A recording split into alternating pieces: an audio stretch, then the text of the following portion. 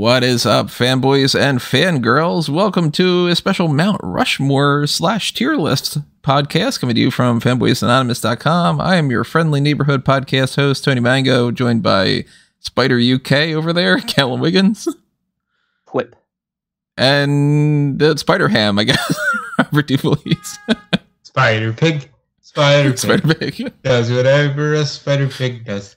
There's a character called Spider Bitch, thankfully. Didn't go with either of those.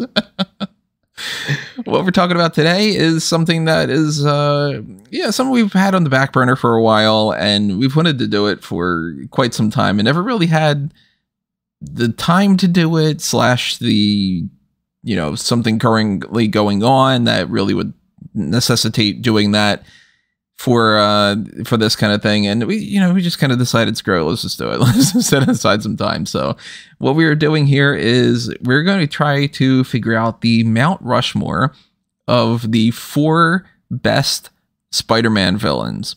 And to go along with this, instead of just continuing the way that we've done some other Mount Rushmores in the past, if you've clicked on, Smart Out Moment with the pro wrestling Mount Rushmores, or if you check the last one out that we had done here, which was the Batman villains of the Rogues Gallery for that character, we decided to kind of amp it up a little bit and do something that we've done a few times here and there for Smart Out Moment at the very least, which is more along the lines of what we did for A Review to a Kill, actually, the James Bond Mount Rushmore, where we're going to tier list a good portion of these. Not every one. I mean, we don't need to figure out a tier list spot for Looter, for instance, but a good majority of them we're going to put into like a ranking form, and that's going to inform our Mount Rushmore list that we're going to eventually get to. So, obviously some characters like Tarantula are nowhere near the discussion points of being in that S tier or in the Mount Rushmore vicinity, but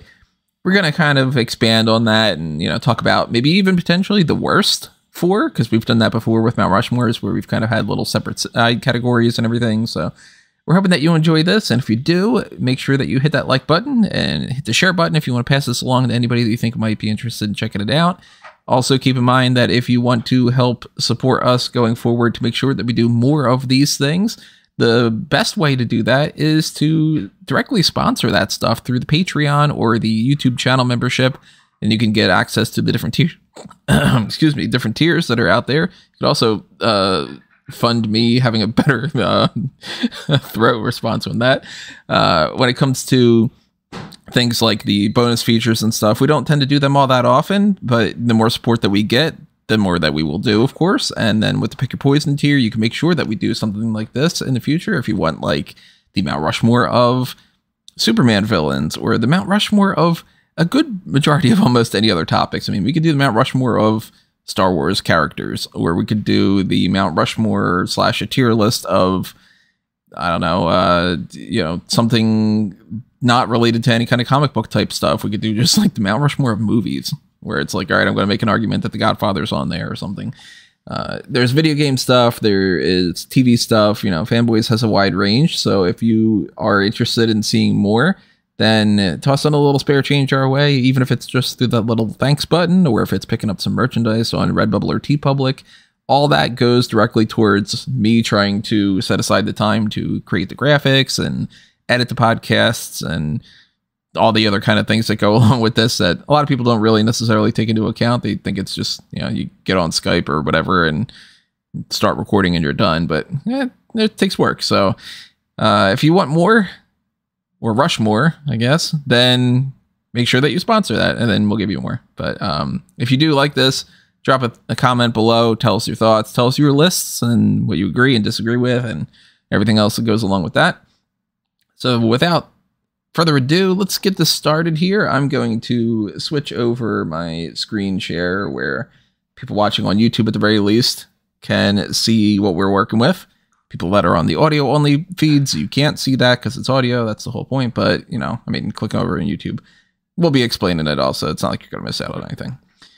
So I tried to separate things as much as I could with just some general categories, like, the main ones that we're going to be talking about that are probably towards that S to at least B tier.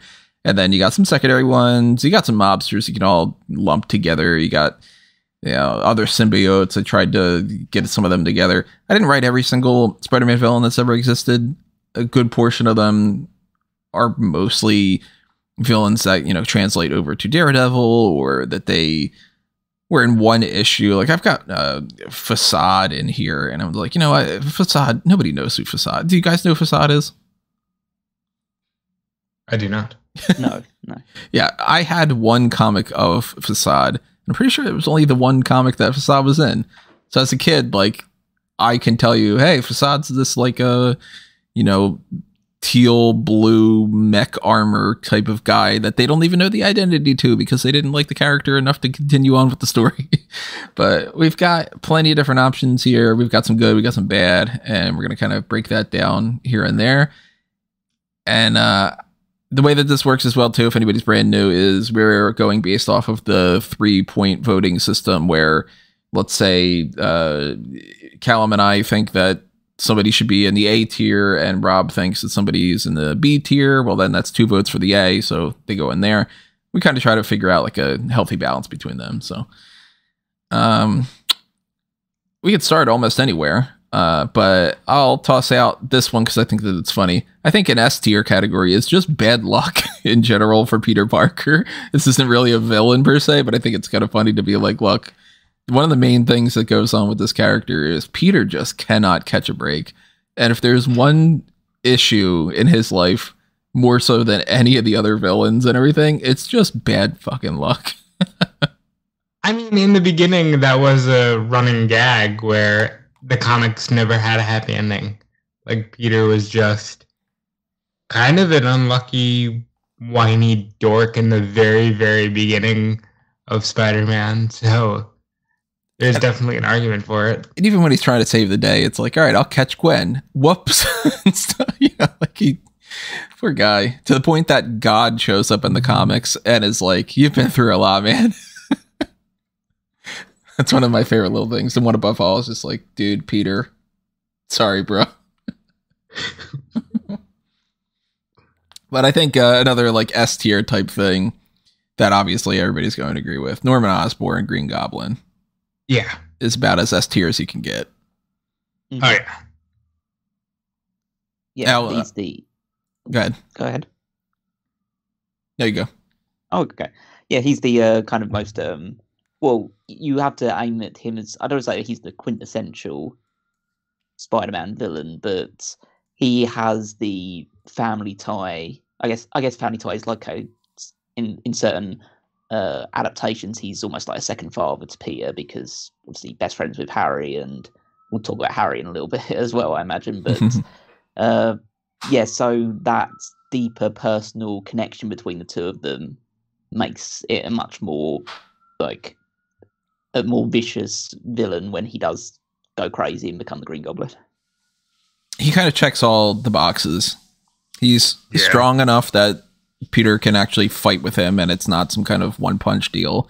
He is crazy, so that's a real nice contrast between Peter being obviously this like very moral character, and then you've got Green Goblin being a complete psychopath, and Peter doesn't want to kill him, but you kind of almost feel like you need to at certain points, and he's got a cool look. Sometimes it looks better than others. I've never been the biggest fan of that suit that they used in the movie for Willem Dafoe, but yeah, I mean, they've had worse, like why is he wearing this mask? And sometimes Green Goblin is like an actual goblin creature, and this hulking kind of brute Hulk monster thing, but I'm not a big fan of that either. Do you guys like that one, like the ultimate version?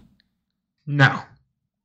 I think it works best as just the original concept where he's got kind of the hood and the goblin mask. And I understand why they did what they did in I almost said the Nolan films, in the Sam Raimi films. But I think that the original is best. Yeah, I mean, I appreciate the green and purple aesthetic of the original comics and stuff. But I do understand the direction they took, because even though the aesthetic probably isn't as good, that Green Goblin looks more menacing and it looks more capable of taking on Spider-Man, and the fact that it's like pretty metallic. Like if I was designing a super suit to battle a superhero with, then I would make one that looked more like the movie version than the comic book version. Yeah. And I think also you got to take into account the era. Like that's very 2000s. Like it looks very futuristic. It looks very, like, oh, this demon, but it also kind of looks cool. It's got the cool glider, I think they knew what they were doing. And there's an argument to be made that after that movie, that became like the enemy for Peter. Like everybody knew Green Goblin, Spider-Man. I still maintain Spider-Man 1 is the best Spider-Man movie. Even though a lot of people like Spider-Man 2 better, or they like, obviously there's moments in No Way Home that is just amazing. But I think, start to finish, Spider-Man 1 is the best one. And I really think that the look of Green Goblin for that would have been much better received if they would have just done one thing. Just give him a cloak. And then it doesn't look that jarring, But we got lots of Goblin-esque characters here, to the point that it's insane how much they keep going back to that well. And I'm going to separate them here. I'm not going to put them necessarily in those tiers, but I'm just going to move them to the side. Because we've got Harry Osborn becomes Green Goblin, or New Goblin. I hated that version. That was so stupid. We've got multiple different hobgoblins, which I don't know if you guys feel this way. I can't tell you the difference between them. To me, it's Hobgoblin is just a different colored version of a Green Goblin type. I can't tell you the difference of Phil Urich's version versus Roderick Kingsley's and stuff. No, it's just a character they developed because they just didn't. Well, they'd already killed every single Green Goblin they'd done so far. Yeah, and so they wanted to come up with a Goblin character that was, I guess, someone who mimicked himself after the Green Goblin. And it's a lot of like the we're telling a story in these comics, who's the mysterious person, and they really like doing that in the Spider-Man series, where it's like Hobgoblin could be this guy, or it could be that guy, or it could be that guy. Well, suddenly it's this guy, and then suddenly you've got 4 different Hobgoblins, and then Ned Leeds is another Hobgoblin at some point, and then you take the Ned character and you make him a Gonky, and then it's a mess. A lot of those.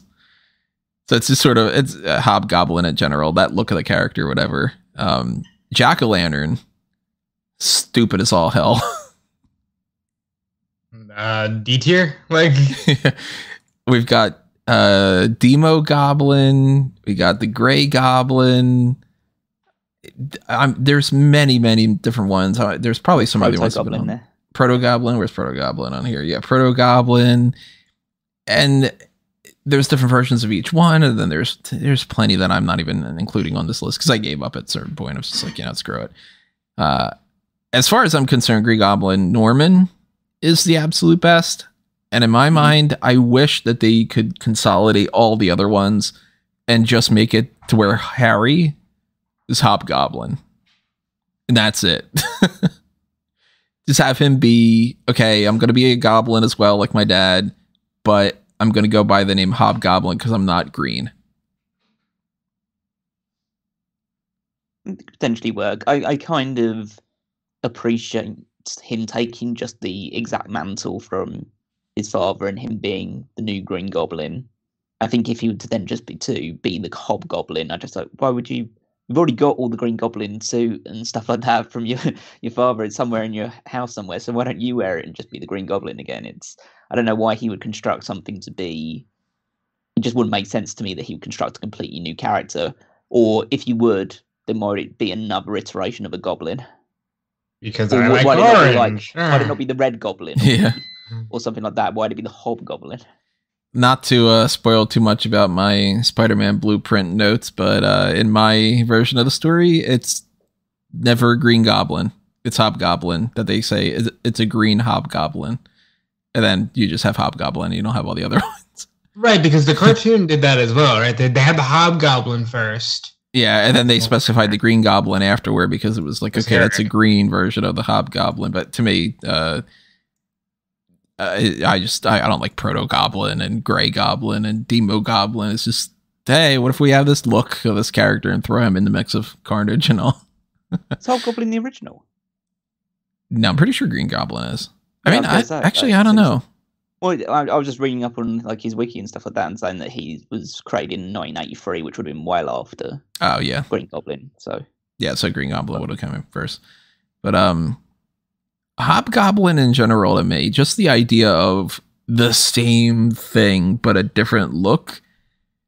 I mean, it's certainly not S tier. I like the Hobgoblin look sometimes better than the Green Goblin one, but to me, at most, C tier.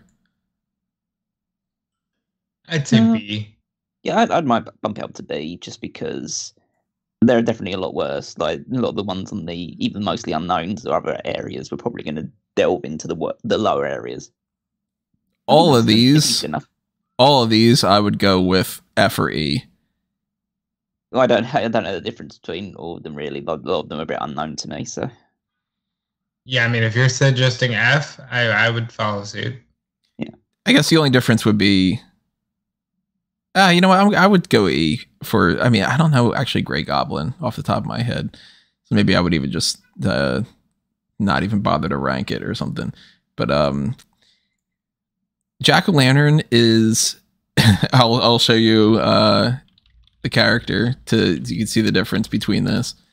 Typed that wrong. This is Jack-o'-lantern. Those are Jack-o'-lantern. A green goblin character with a fiery Jack-o'-lantern mask on a flying thing that throws pumpkin bombs. Listen, Tony, when Halloween comes around, you gotta sell toys. That's just so, like, why are you doing the goblin again thing? Like, it just, I hate it so much. I really hate the Jack-o'-lantern character. I mean, that's always the way. Not with every single comic book character, but there always does seem to be, as soon as you kill off a major character like the Green Goblin in any iteration, then you just get diminishing returns because they just go back to the same formula. Yeah, it's just a shame that there's not like a, I don't know, you can't like condense all the comics and make it so it's a little bit better. Well, I get that's the whole point of the blueprint, I guess. Jack-o'-lantern is just a like a costume somebody wears in mine. But Harry, I guess maybe even not necessarily put Green Goblin too, just Harry Osborn, because really, technically speaking, there's somewhere on this list I'm pretty sure is Kindred. Yeah, Kindred on here and whatever. That character turned out to be Harry, and there's like multiple different things like that. But Harry just as like a villain being your best friend that turns evil and has all these issues, he's either S or A for me. I'd put him in A tier.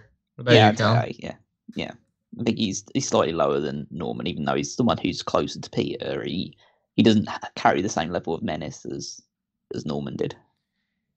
I mean, he does carry menace in one way. Menace is the name of his girlfriend. It's just one of those things I had to do, yeah. Yeah. Do you feel better? A little bit. I'm kind of curious about like these F tier type things. Are there any on this list that you guys are aware of that you would be like, that's very easily an F tier one? I've got a few that I know of that are absolute trash. I mean, it's depending on how you want to view certain things. Like a really low down villain would be someone who, because I'm not like deep into comic books. My knowledge of Spider-Man extends to movies, video games, and the 90s animated series. Yeah, maybe probably watch like some Spectacular Spider-Man or Ultimate Spider-Man episodes or something. Yeah, stuff along those lines. So I wouldn't be able to, like, most of the people in the mostly unknown section I've like never ever heard of. And I imagine there are some of those ones that you're more aware of that you would definitely be putting in there. But in terms of like an ineffective main villain, my mind immediately goes to Shocker.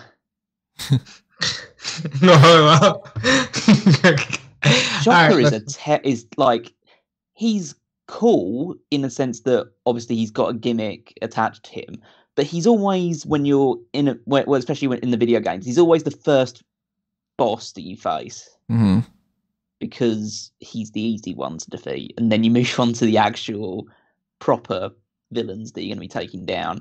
Like, I don't know, again, probably in some iteration he has been, but I've never really considered him part of that potential Sinister Six category. which I think you kind of have to reserve for like your very top level villains. Like he just feels like a glorified henchman. He kind of is, and there's more than one Shocker. There's the Herman Schultz, and then I'm blanking on the other one, Jackson something or whatever. I think they're both in the Homecoming movie. But Shocker's funny because Shocker is a character that is very well known in the Spider-Man universe, but well known as kind of being shit in some ways. And he's never really I don't follow the comics super well as it is, but I'm not aware of any stories where Shocker seems like he is anywhere close to like Electro or Lizard or any of the other main villain types. But he's always there, and I kind of like him, and his suit looks ridiculous, but I like his costume based off of like the shockwaves and all. And if we were making, let's make a tier list that's like very heavy just on the main names, and we have to kind of do a bell curve and whatever, Shocker would definitely be on the lower end. But if you compare Shocker, for instance, to some of the people on this list that I do know, he is way higher up on that. Because like Hypno Hustler is on this list. And that is as close to an F tier character you could possibly get. That character is basically, you took the like Afro 70s kind of vibes and made it to where if they sing, they can hypnotize you. I will show you a picture of Hypno Hustler. This is what we're working with. This feels very blaxploitation. This is it. I'm super funk. I'm a boogeyman. That's what I am. I'm here to do whatever I can. Yeah, okay. Like these are those types of F tier characters to me where I'm like, yeah, you know what? You know what? Hold on. Shout out for him naming the backup singers the Mercy Killers. I like that. Like, you're not going to see this in any single movie, even as a background character, unless they're going to make a joke that like they're going to see a concert and the Hypno Hustlers are playing or something. So it's like Hypno Hustler is on that F tier type thing. Turbo Jet from that stupid, we can't really make the characters, but we'll try to do something similar to that on the MTV show. Pterodax, we're basically like, well, we can't do Vulture, so we'll just make these people and all. Now, is Pterodax the one that he says, but with this technology, you can cure cancer? And he says, I don't want to cure cancer. I want to turn people into dinosaurs. No, that is, where is he on this list? Stegron. All right, I think that's S tier for that line alone. It's as bad as Stegron is. I think his name in the comics is like Stegron the Living Dinosaur or the Human Dinosaur or something. Stegron is this character, for those who don't know. Stegron the Dinosaur Man, that's what he is. He is quite literally, let's do Lizard, but let's make him, just a dinosaur. So, yeah, there's neogenics type stuff or whatever you want to call it. These characters are garbage. Let me see if there's that. I don't know if this is the... Yeah. It's good. But I don't want to cure cancer. I want to turn people into dinosaurs.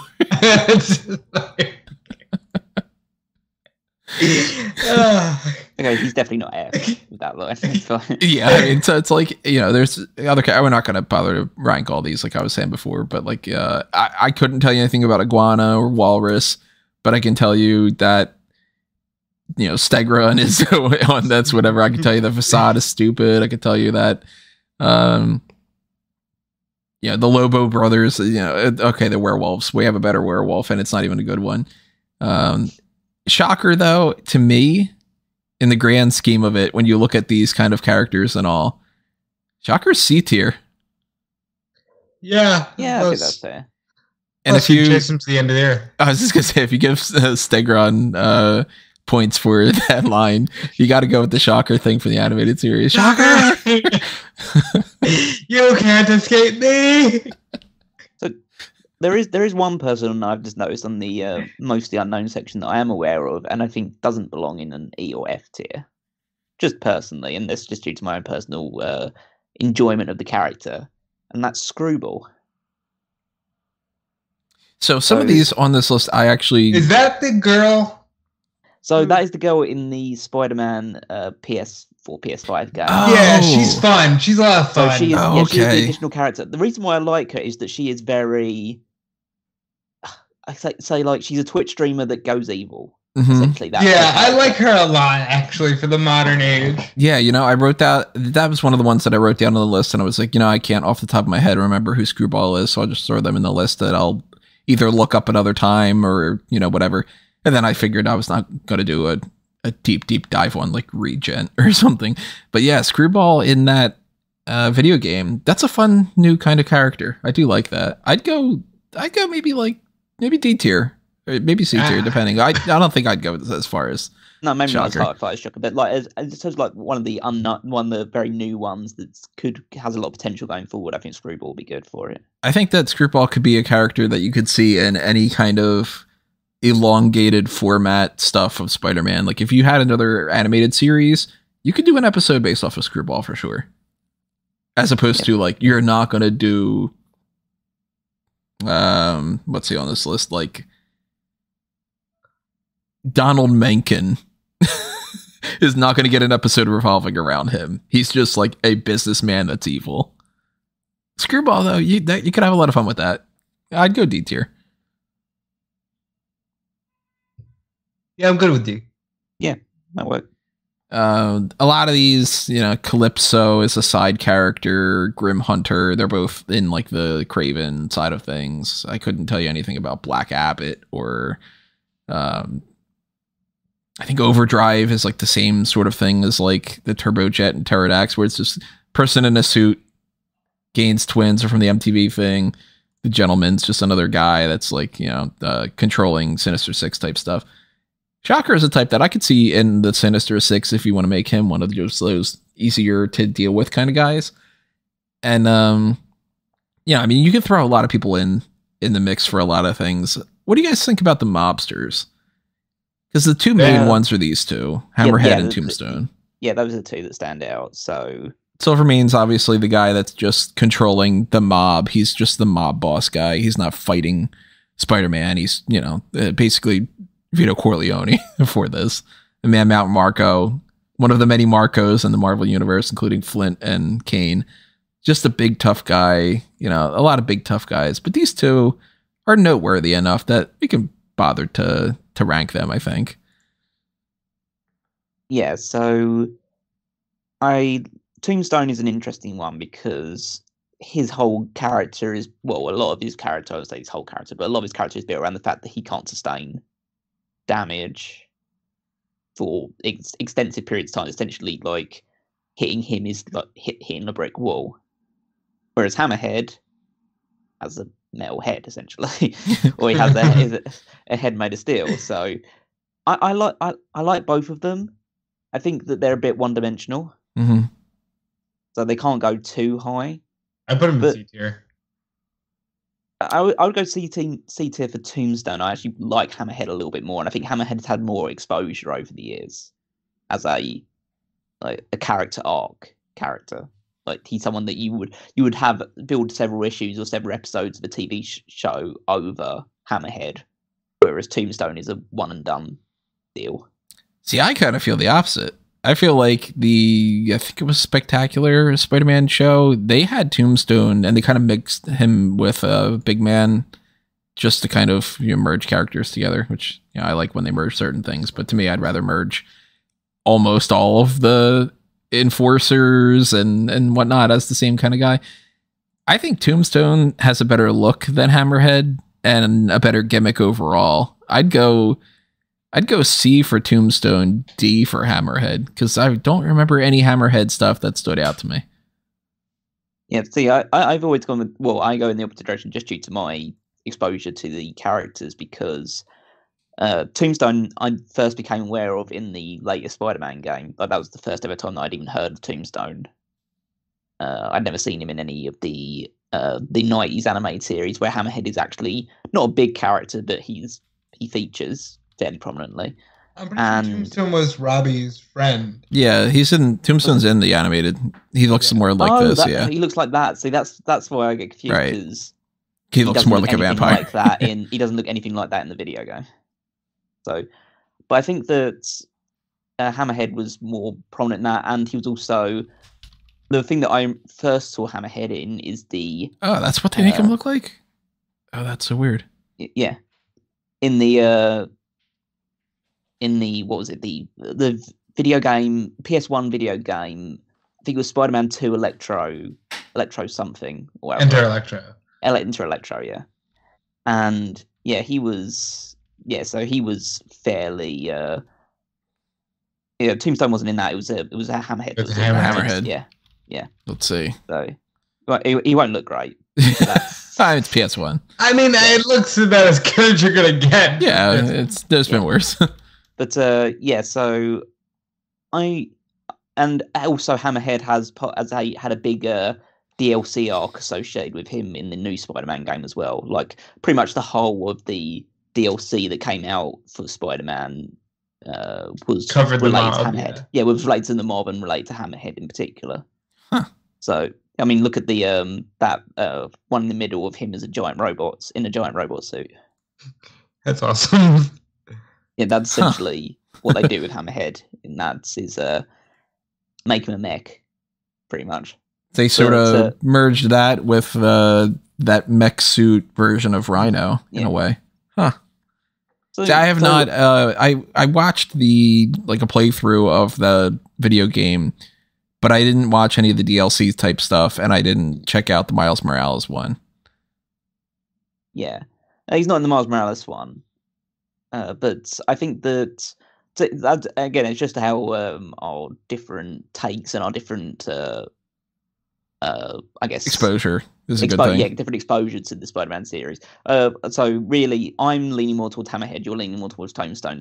So Rob, you've got the deciding vote on that. And that's why I said put them both in C. You know, based off of this, I mean, I wasn't aware that they had given him as much to that. I'm going to spoil so much of my blueprint when it comes to some of these things. Like, I look at that and I go, okay, Hammerhead in my mind is, you've got the head gimmick. You know, he's got a metal plate in his head or whatever, and he's a mobster. Just a guy, essentially. And this to me is like kind of what I would picture Hammerhead to be. And then I look at Tombstone and I go, okay, Tombstone is a mobster with this like gargoyle-ish rock hard skin. He's a little similar to Rhino in some ways. And then, of course, if you throw this in there, then it's like, all right, similar to the other type of Rhino. And then Man Mountain Marco is just a really big, tough guy, and then whatever. And I sort of look at them all and go, man, I wish that Hammerhead and Tombstone were sort of the same guy, where it's like a rock hard skin with a metal plate in your head type mobster guy, and you just have that as one character. So, I mean, I'm totally down for putting them both in that C tier range.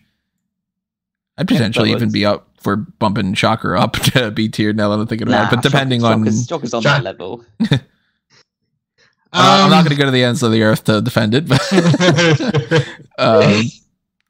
of course, with any of these, for anybody that's checked out a Mount Rushmore that we've done in the past, we might end up adjusting people if we end up realizing that we got like way too many in A tier. We want to move something up to S or, you know, whatever.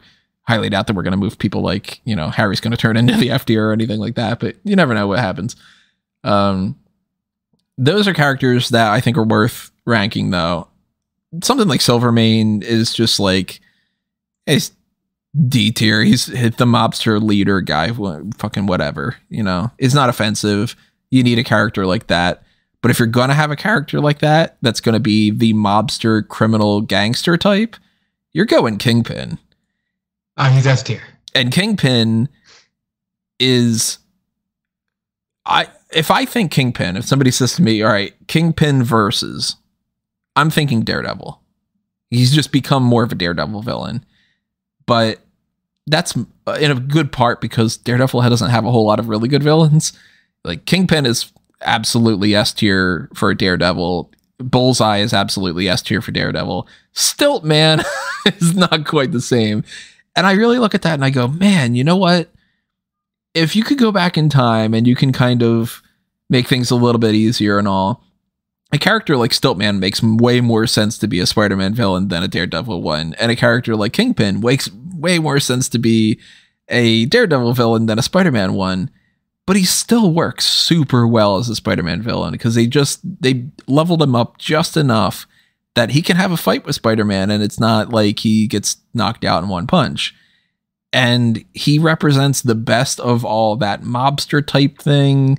He's great as a character in like the video game that I had seen the parts of that, and like the Into the Spider-Verse. Of course, he is the main villain in that. Kingpin is easily, at the very, very, very least, he's A tier, but potentially S tier. He's S tier. He's an S tier Marvel villain overall. If you told me Mount Rushmore of Marvel villains right now, he'd be on there. Like, we might have to do a Mount Rushmore of Marvel villains because Kingpin's not an S tier Marvel villain Mount Rushmore to me, but he's an A tier one on that one. So that's where I'm like, yeah, I can't rank him above Doctor Doom, for instance, you know. But I'd put him on the level with Doctor Doom. Where are you standing on this, Callum? Is he S or A, or are you trying to make the case that he's like B? No, he's definitely not B. He's definitely either S or A. Okay. But the argument comes where, as you pointed out, that he is more of a Daredevil villain. So does that diminish him as a Spider-Man one? Because there are people that I associate more with Spider-Man than I do the Kingpin. Right. And I mean, he's a big part of the 90s animated series, but yeah, we're also in a time frame where they couldn't use Electro, for instance. So who knows? I mean, they used him eventually, but it was a bastardized version of the character. And yeah. So I think that just on that basis, I'd probably put him as an A for now. Mm-hmm. But we could bump him up. There's just a couple other ones that I'm more inclined to. I think he is one of, if not the main one, that when we get done this list, we'll know whether he goes in S or A. So obviously we're not going to bother to put like, you know, the enforcers and some of them on this list or whatever, but let's talk about some of those just completely random type characters on here. I mean, I forgot to put Big Wheel. Big Wheel is definitely F tier. You guys know Big Wheel? No, I'm familiar with it. This is Big Wheel. It's Big Wheel. Wait a minute. So did he get bit by a radioactive merry-go-round or something? Nope, it's a guy in a big wheel.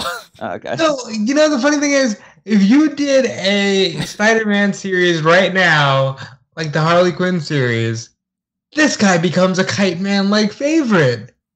This is somebody's pitch of like, you should put him in there.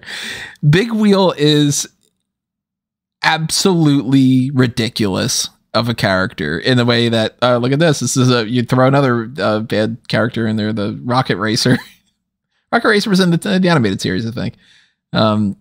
Big Wheel's that like, let's just throw something out there. I don't know. This guy's in a big mechanical wheel and we could have that or whatever, but he's become one of like the Polka Dot Man, Condiment King type characters in like the Batman series, where Big Wheel's gotten enough notoriety of being like the stupidest villain types that I could legitimately see him popping up in like the boss level of a video game or in like, you know, a random episode of an animated series where it's like, okay, let's just have fun with this and whatever. And I mean, I dedicated an entire little section to Big Wheel in my blueprint of like, I'm going to do something with Big Wheel. I'm not going to spoil what it is, but it has something to do with Kingpin and something to do with Rollerball.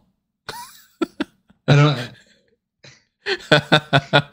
But Big Wheel's that kind of type. I'm not a fan of Man Wolf. It's J. Jonah Jameson's son, John Jameson. In general, I do not think werewolf characters are all that interesting because we've seen them a million times and that's just sort of, okay, guy turns into a werewolf and that's the end of it. And I don't like when you incorporate it's an alien gem and that becomes the werewolf thing is like some kind of alien thing or whatever, this moon rock and blah, blah, blah. I think that Man-Wolf is E tier. I don't even think this serves a purpose like what the D tier ones do. I can live with that because the only usage I've ever seen of Jonah's son is just to introduce the symbiote. Yeah, and the rocket ship thing from the animated series.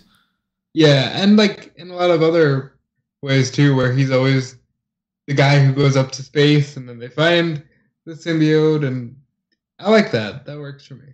I like John Jameson as a character, yeah. But I hate Man-Wolf. I'm like, why is he turning into a werewolf? This is stupid. And I really hate the name too, Man-Wolf, because he can't call him Wolfman. Yeah, I'm totally down with him being that low down. I just say werewolf characters are pretty passe.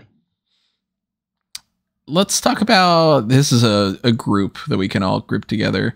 You got Doppelganger, you got Kane, you got Spider-Side, you got the Jackal. He's Jackal. Probably some other ones in here that I'm forgetting or whatever, and you know, plenty of other ones as well. Scorpion in one version of it.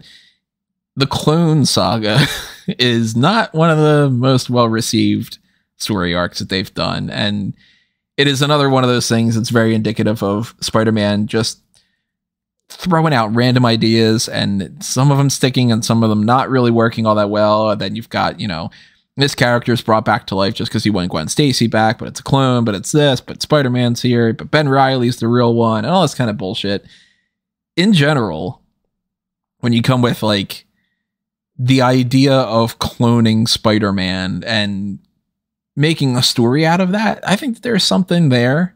It's just that it's been botched like crazy. Like Kane is just anti-hero Spider-Man that's, you know, I'm gonna turn good, but I'm such a monster, I don't know. Spider-Side is just like an assassin type character that's got no purpose other than to be evil. Doppelganger is just, what if Spider-Man were a fucking freak and evil and a monster? I'm not a big fan of them overall. I think that like Doppelganger is kind of in that D tier range because I like the idea of like cloned man spider monster, but you can't go real high on it. I don't think it's not like you're gonna make a movie specifically about Doppelganger. He would just be one fight in the movie, and Jackal would be the main villain. But Jackal is stupid.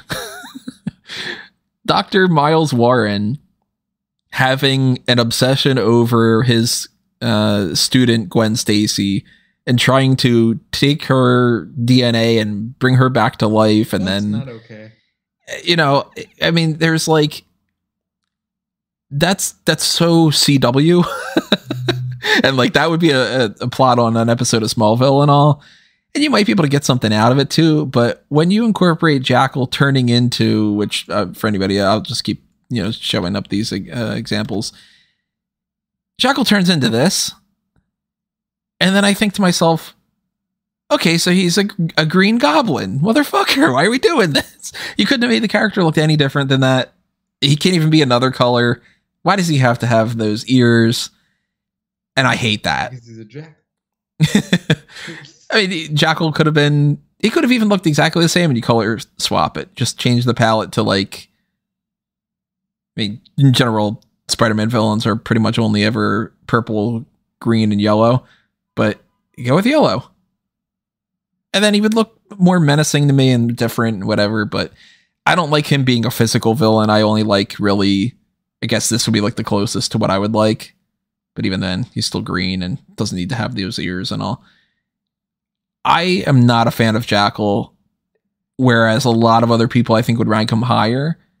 I would put Jackal and Doppelganger in the D tier, and I probably wouldn't even bother to rank these two, even though they are bigger deals, but I'd maybe put Spider-Side in the E, and then Kane I would put in like the anti-hero and not rank him.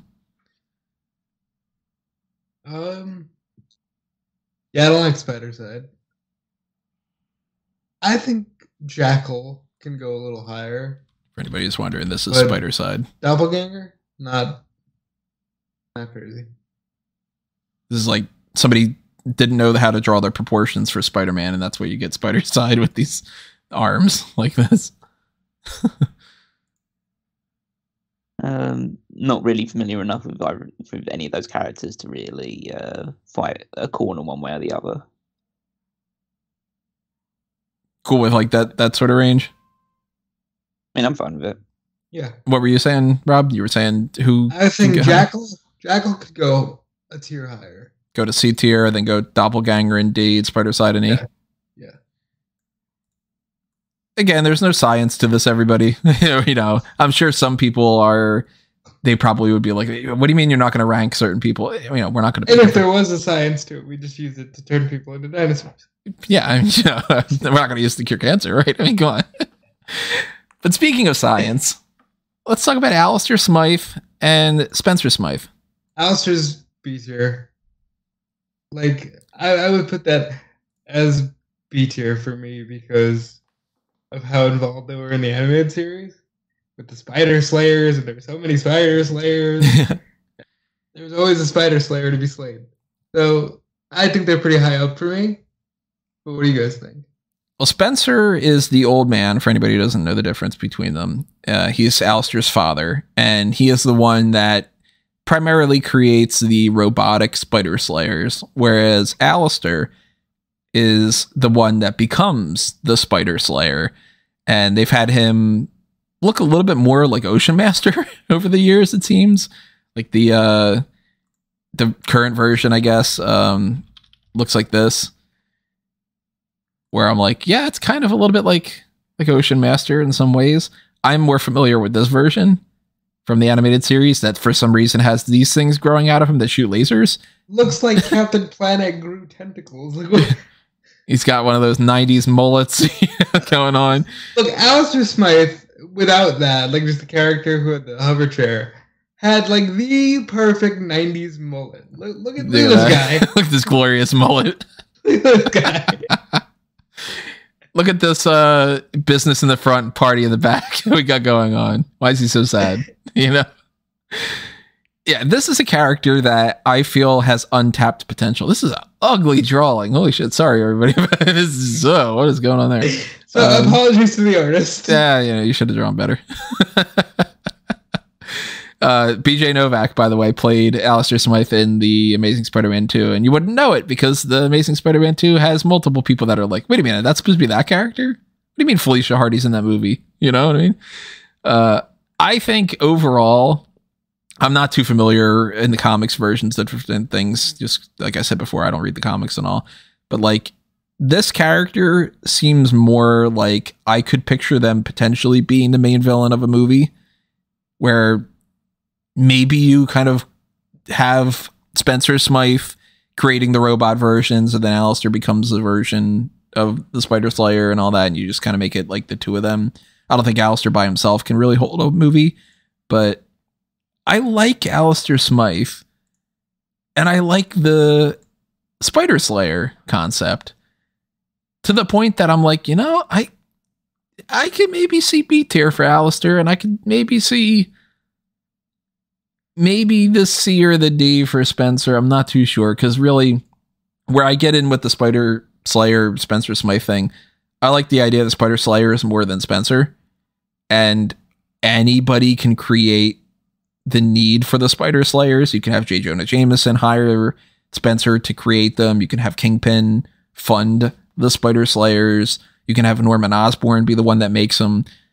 I don't think Spencer is necessarily the guy for it, but I think the Spider Slayers are cool. Like the mech thing. So I'm kind of like, I don't know, I'm thinking maybe B, maybe C, maybe D. As a package, they're B for me if you put them all together. But if you're going to separate them like that, I think that's fine. B, C, D. How familiar are you with the Smythe and Slayer type things, Callum? I mean, I vaguely remember them from the 90s series, but maybe that just didn't leave an impression on me too much because, yeah, I looked at them and thought like, oh yeah, kind of remember it, but this hasn't left enough of an impression on me. So again, I'm more than happy for you two to determine these ones. All right, let's I don't know. You want to toss out one of those random All ones? right, let's talk about one of my favorite one-off villains from the animated series, the Spot. Oh yeah, I really want to talk about Spot. Spot is a character that we now are going to talk about in very little context, but in a year, this character is blowing up. Yeah, guaranteed, because he's going to be one of the main villains in the Across the Spider-Verse movie. And they're going to do, I guarantee they're going to do something with that character that's going to make him much more mainstream. Yeah, so the main exposure that I'm sure Rob is in a similar boat based on the fact this is like a one-off character. It's a one-off episode from the 90s animated series where it's this guy who is essentially like in a scientist or in a science environment that they're working with. I can't remember what the actual technology is they're working with, but essentially he ends up developing holes in his body which allow him to transport from one place to another or move different, just move things around. And it seems like it's a very one note in terms of the fact of, okay, you develop a spot on the ground and someone falls through it and they end up somewhere else. Well, it's an interdimensional portal gimmick, yeah, where because they couldn't kill anybody, so they couldn't. It's not even that they couldn't kill anybody; they couldn't punch anybody. Well, that's right. I was going to get there. But it is like the thing that makes that episode memorable. It's actually one of the most memorable episodes that I can always just recall off the top of my head of the Spot as one of the characters. Like again. Alistair Smythe was probably in far more episodes and in far more of a bigger arc, but this one-off episode sticks with me a lot more. Is the guy behind Spot in that thing, which was he was very he didn't want to be evil. He just wanted to give his girlfriend like things and wanted to help them out of their tough situation. I'm sure the one that will be in Spider-Verse will be a more menacing villain. Yeah. I mean, look at him. Like, that's pretty damn frightening looking. You got this, like, living Rorschach thing. But the one in the animated series was quite a likable guy, really, in general. Like, and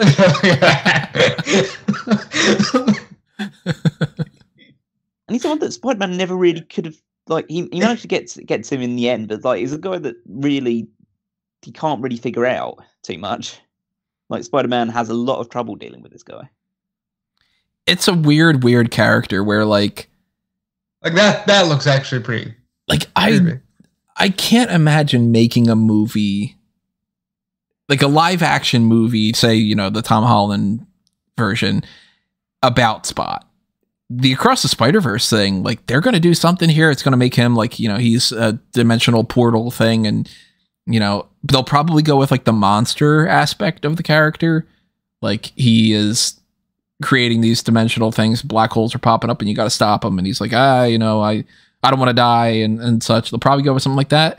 Cause if you go with this is stupid as all hell. But the character is fun. And it's like, how many times can you do this gimmick of Peter punches one of the holes and punches himself on the face? Like, you run out of it super fast, but like, I mean, this is as classic as you can get. Just wham, right in the face like that.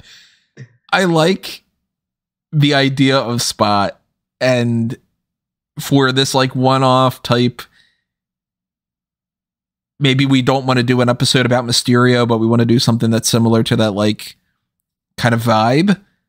Spot's kind of cool. I like Spot. So like I think I'd go C tier. A few years ago I would go more in like the E tier, like okay, Spot's really whatever, but I got a feeling when we get to that Across the Spider-Verse movie he's going to potentially even level up to a B tier. Yeah, I'd be fine with him being C at the moment. Speaking of Spider-Verse type stuff, let's talk about Prowler. Because this is one of those characters that I think that they made a mistake on. Prowler used to be Hobby Brown, and they made him into, you know, a villain that reforms, and he becomes one of these like allies for Spider-Man. And then they have a bunch of those characters like the Slingers, you know, Dusk and Ricochet and all. Not Ricochet from WWE. But instead of just making a new character, they decided to eventually make him Hornet and then give the Prowler name to Miles Morales' uncle. And that character has far exceeded the brown version of Prowler, of like the anti-hero and all. Aaron Davis is Prowler now. Like if you were to, I mean, most people probably, you go on the street and you say almost any of these names and go, can you tell me about Mr. Negative? And people go, what the fuck are you talking about, pal? But if you talk in the comic book community and you go, who's Prowler? They're going to say it's Aaron Davis. And that character is much cooler than the anti-hero version. I just wish that they would have been like, let's keep the Prowler as the other one. Let's give a brand new name to Aaron Davis and not just use the Prowler thing. I don't know. But I like Prowler as that type of character. And I'm not a big Miles Morales fan. I think that the character is very like gimmicky in a lot of ways. The best parts of Miles are basically Peter. And that's kind of, you know, why are you bothering in that way?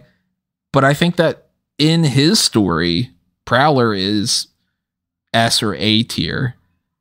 In the overall scheme of it, I'd go towards that B or C range. I'd say C. I'm not crazy about Prowler. But it could be, like, he's a big villain for Miles, though, so it could be B in that way. Yeah, having played the Miles Morales game, which I think, again, it was just it's my first real exposure outside of Into the Spider-Verse to the Miles Morales character. I think that helps paint him in a very much, I'd say like a completely different light to Peter, but he feels like a complete separate character. He doesn't feel like just, you know, just a new version of Peter. He feels like, okay, he's a guy who's fighting for his own community in Harlem, and that helps out. And Prowler's a big part of that because of the familial connection. So they understand each other. So there's an understanding, but a conflict because Aaron Davis just can't stop being Prowler, or can't stop, or is like feels compelled to be that antagonist that Miles not only wants to stop because of the harm that he could potentially cause as either an anti-hero or as a straight up villain, but someone who he doesn't want to see hurt because it's his uncle. So it's, I think that due to the potential that he has with the Miles Morales character, both previously and going forward, I think he should be a B. Yeah, I'm leaning more towards that because it's like, look, I'm mostly ranking this based off of Peter because mostly these are Peter villains, but to the Spider-Man series in general, a lot of people, their Spider-Man is Miles, and he is much higher up on that. But I think B tier is a really good way of putting that on there. We've talked a lot about some of these, like, you know, the shittier characters and all.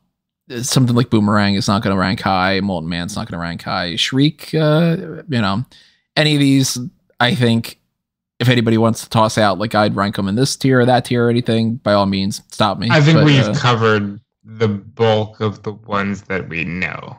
I mean, like I know Shriek, I know Boomerang, you know, all those, but the highest out of everybody that's on this whole list here, the highest I would go would probably be Tinkerer. And that's like D tier. You know, none of them are good. They're all just background shit. Yeah, the symbiotes. Look, Scream is female Carnage, but not as good. Hybrid is, well, let's try to do Venom, sort of, but not really. And then Toxin is, you know, an anti-hero. And Lasher, Phage, and Riot, they're just more different colors. So they're like kind of pointless. And that, again, I throw them all together in the same. The kids indeed aren't need something to do, Tony. Please, like, they need something to do. Yeah, I couldn't tell you anything really about Sin Eater other than he kills Jean de Wolf. I couldn't tell you anything about Cold Heart. I couldn't tell you anything about Mendel Strom other than, hey, he gets killed in the first Spider-Man movie and nobody really knows who Mendel Strom is. He's a guy that's like killed by Norman. I think if we're talking like these characters, obviously these are the ones that are going to be much more in that range of that Mount Rushmore that we're going to get to. But hey, like I said, if you have any arguments for them, you let me know. And as I say, before we just dive into the main ones, because obviously they're the ones we want to be talking about. And again, as you're probably more familiar with a lot of these ones, you're more than welcome to just put some of them in different in the lower end, so we can balance it out with the ones we're going to be putting up on the higher end of things. But there is a character that I think is missing, as far as, again, it's something that I think is fairly recent, so that might have been the reason why it's missed, and it's also due to my I would say dedication to the new video game. But an interesting villain, or just due to their relationship with Peter in the video game, is Wraith. And Wraith is, if people are unaware, is who Yuri Watanabe becomes as a villain. So Yuri in the Spider-Man video game is the female police officer, like head of police, that works with Peter, like is basically there to help him out. And again, the reason why you would be unaware of this is because, again, it extends into the DLC. Yeah. So the whole story of the DLC, it's built around Hammerhead, but it's also built around Yuri, because at the start of the DLC, the mission is that she and a group of other policemen and policewomen rush the building that Hammerhead and his mobsters are holed up in. And essentially it's a trap, and it ends up with she's the only survivor out of all of them. Everyone else is just slaughtered.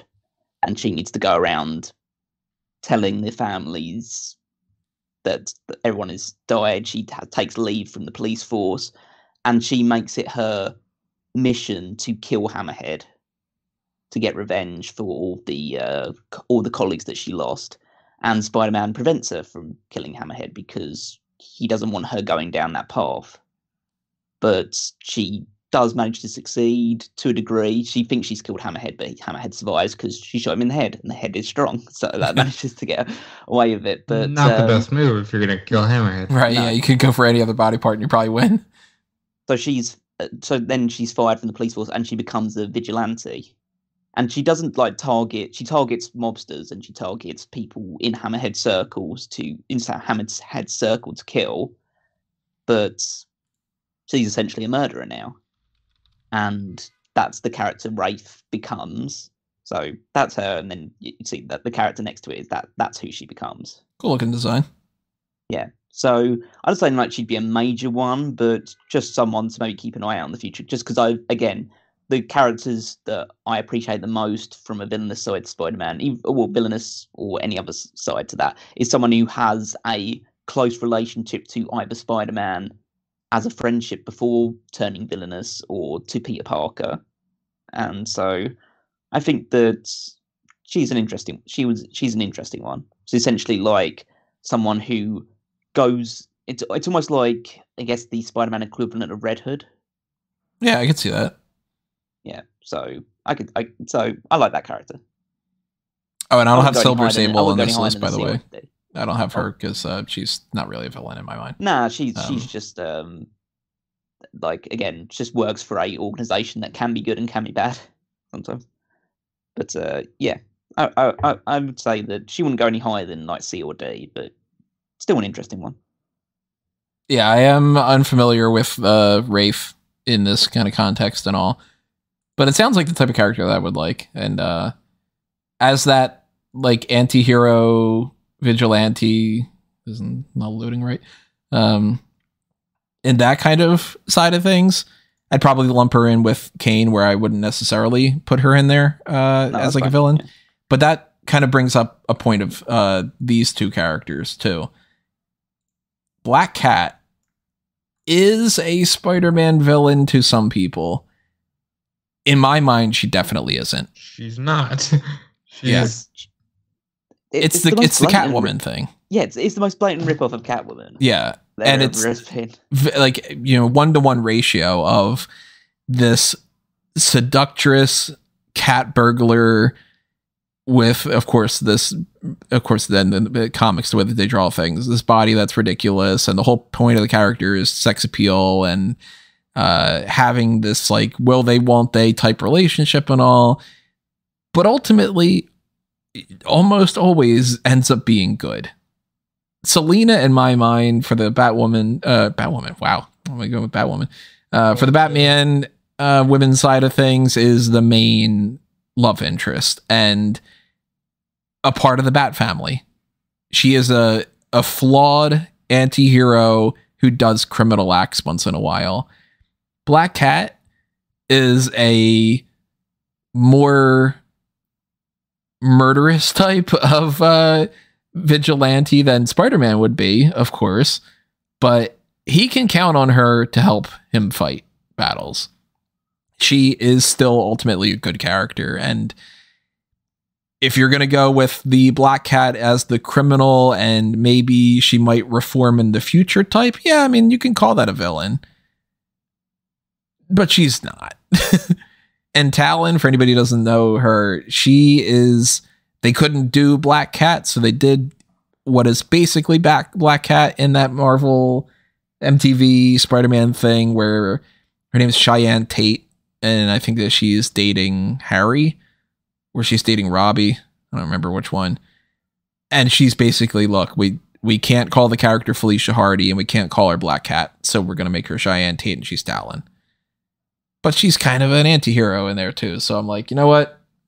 I would make that same distinction of, nope, not a villain. I think that's fair. Yeah, I don't think either of these two are like prominent enough villains, or at least they're too closely associated with working with Peter to, you know, to make them stand out villains. Same, I would think, potentially when it comes to Morbius. There's a little bit more of an argument there. Okay, so Morbius' name has been dragged a bit through the mud recently. It's Morbid time. Why? Like, I wonder why. Well, there was this movie that came out called called Morbius. The Adventures of Mr. Morbius. Garbage movie. Fucking terrible. You should all watch it. So, but the Morbius, at least the one I'm most familiar with, which is again from the 90s animated TV show, is again a very reluctant villain. Mm-hmm. He's cursed essentially to turn into a vampire, and so he has to do what he does. But he doesn't. I don't think he willingly wants to fight Peter. He's more than happy to just live his life and let Spider-Man do what he does. But they are obviously going to come into conflict because he's attacking people at night and trying to drink their blood. So that's. By the way, what he does is because he's not allowed to drink their blood on the animated series. He needs little suck buddies on his hands. Those little suction plug cup things that he needs plasma. I need plasma. The 90s were weird. Yeah. It's so dumb that they're like, you can't punch anyone. Morbius is in that same kind of anti-hero range to me. I mean, he has his own comics where he's the hero. He's somebody who can team up with Blade, you know. I'd put him there instead of ranking him as a villain. Was that your saying? I said that's an odd couple, Morbius and Blade. Yeah. Because Blade's like, you know, well, not really one of those, you know. You're one of the good ones, types, you know. But I think that opens up the discussion when it comes to Lizard. Now, Lizard is definitely a villain. Yeah, he's a bit different because Lizard's the villain. Right. It's, you know, Dr. Kurt Connors is trying to heal his wounded arm. You know, he lost his arm in whatever version it is. Sometimes it's like an accident. Sometimes it's, you know, the war. Sometimes he's born without it. It's all different types of variations of this. But the point is, he's missing an arm.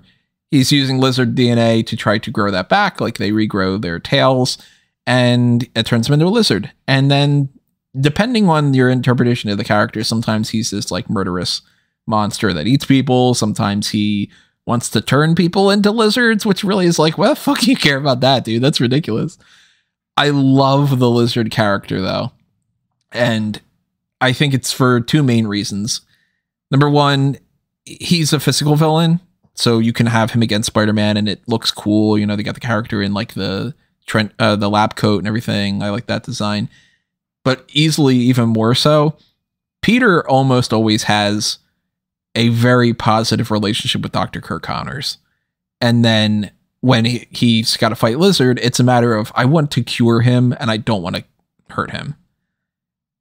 I think he is in that S tier range. I'd potentially go into the A, but I couldn't go any lower than A. I'd go A. Yeah, my initial inclination is leaning towards A, even though he's got that really close relationship to Peter. I think he doesn't strike me as, even though they have done this, I wouldn't build a full movie around him as the main antagonist. Just doesn't strike me as that person. It's someone that's like Peter would periodically be fighting with. I always felt like they missed an opportunity when people make the argument that Spider-Man 3 is bad because it has too many villains. I go, no, it's bad because it's written bad.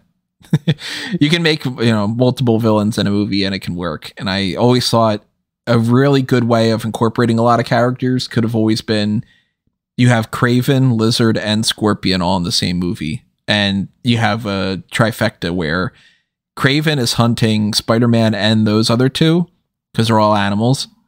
Scorpion is the bad guy who is the monster, and Lizard is the good guy who's the monster. So you've got good hunter who's bad, good monster who's bad, bad monster who's bad, good hero who's good. You cover all those bases. And you have Kraven kill Scorpion, but he can't kill Lizard because you got to save Lizard at the end. And you take down Kraven as well. Scorpion dead, Kraven locked up, Lizard cured. I think that's the best possible movie you could tell, and they fucked it up, and for some reason we're getting a Kraven movie now. Because intellectual property. Because they're like, Money. well, we didn't make that Jackpot movie or that Aunt May movie, so it's stupid. But talking about them, Kraven, and there's two versions of Scorpion here, and I separated them because to some people, Scorpion is Matt Gargan in a Venom suit, and I don't like that character. I think Venom should never have been. That's not what I think about at all. Yeah. Can we add Rhino to this as well? Just the reason why I want to add Rhino to this is because whenever Rhino and Scorpion seem to always be tied together in some capacity, at least from the versions that I've seen, they always have this kind of Tweedledee, Tweedledummer Yep, eggs relationship. That's because they are very similar in a lot of ways. Like Scorpion sometimes is Matt Gargan wearing a suit.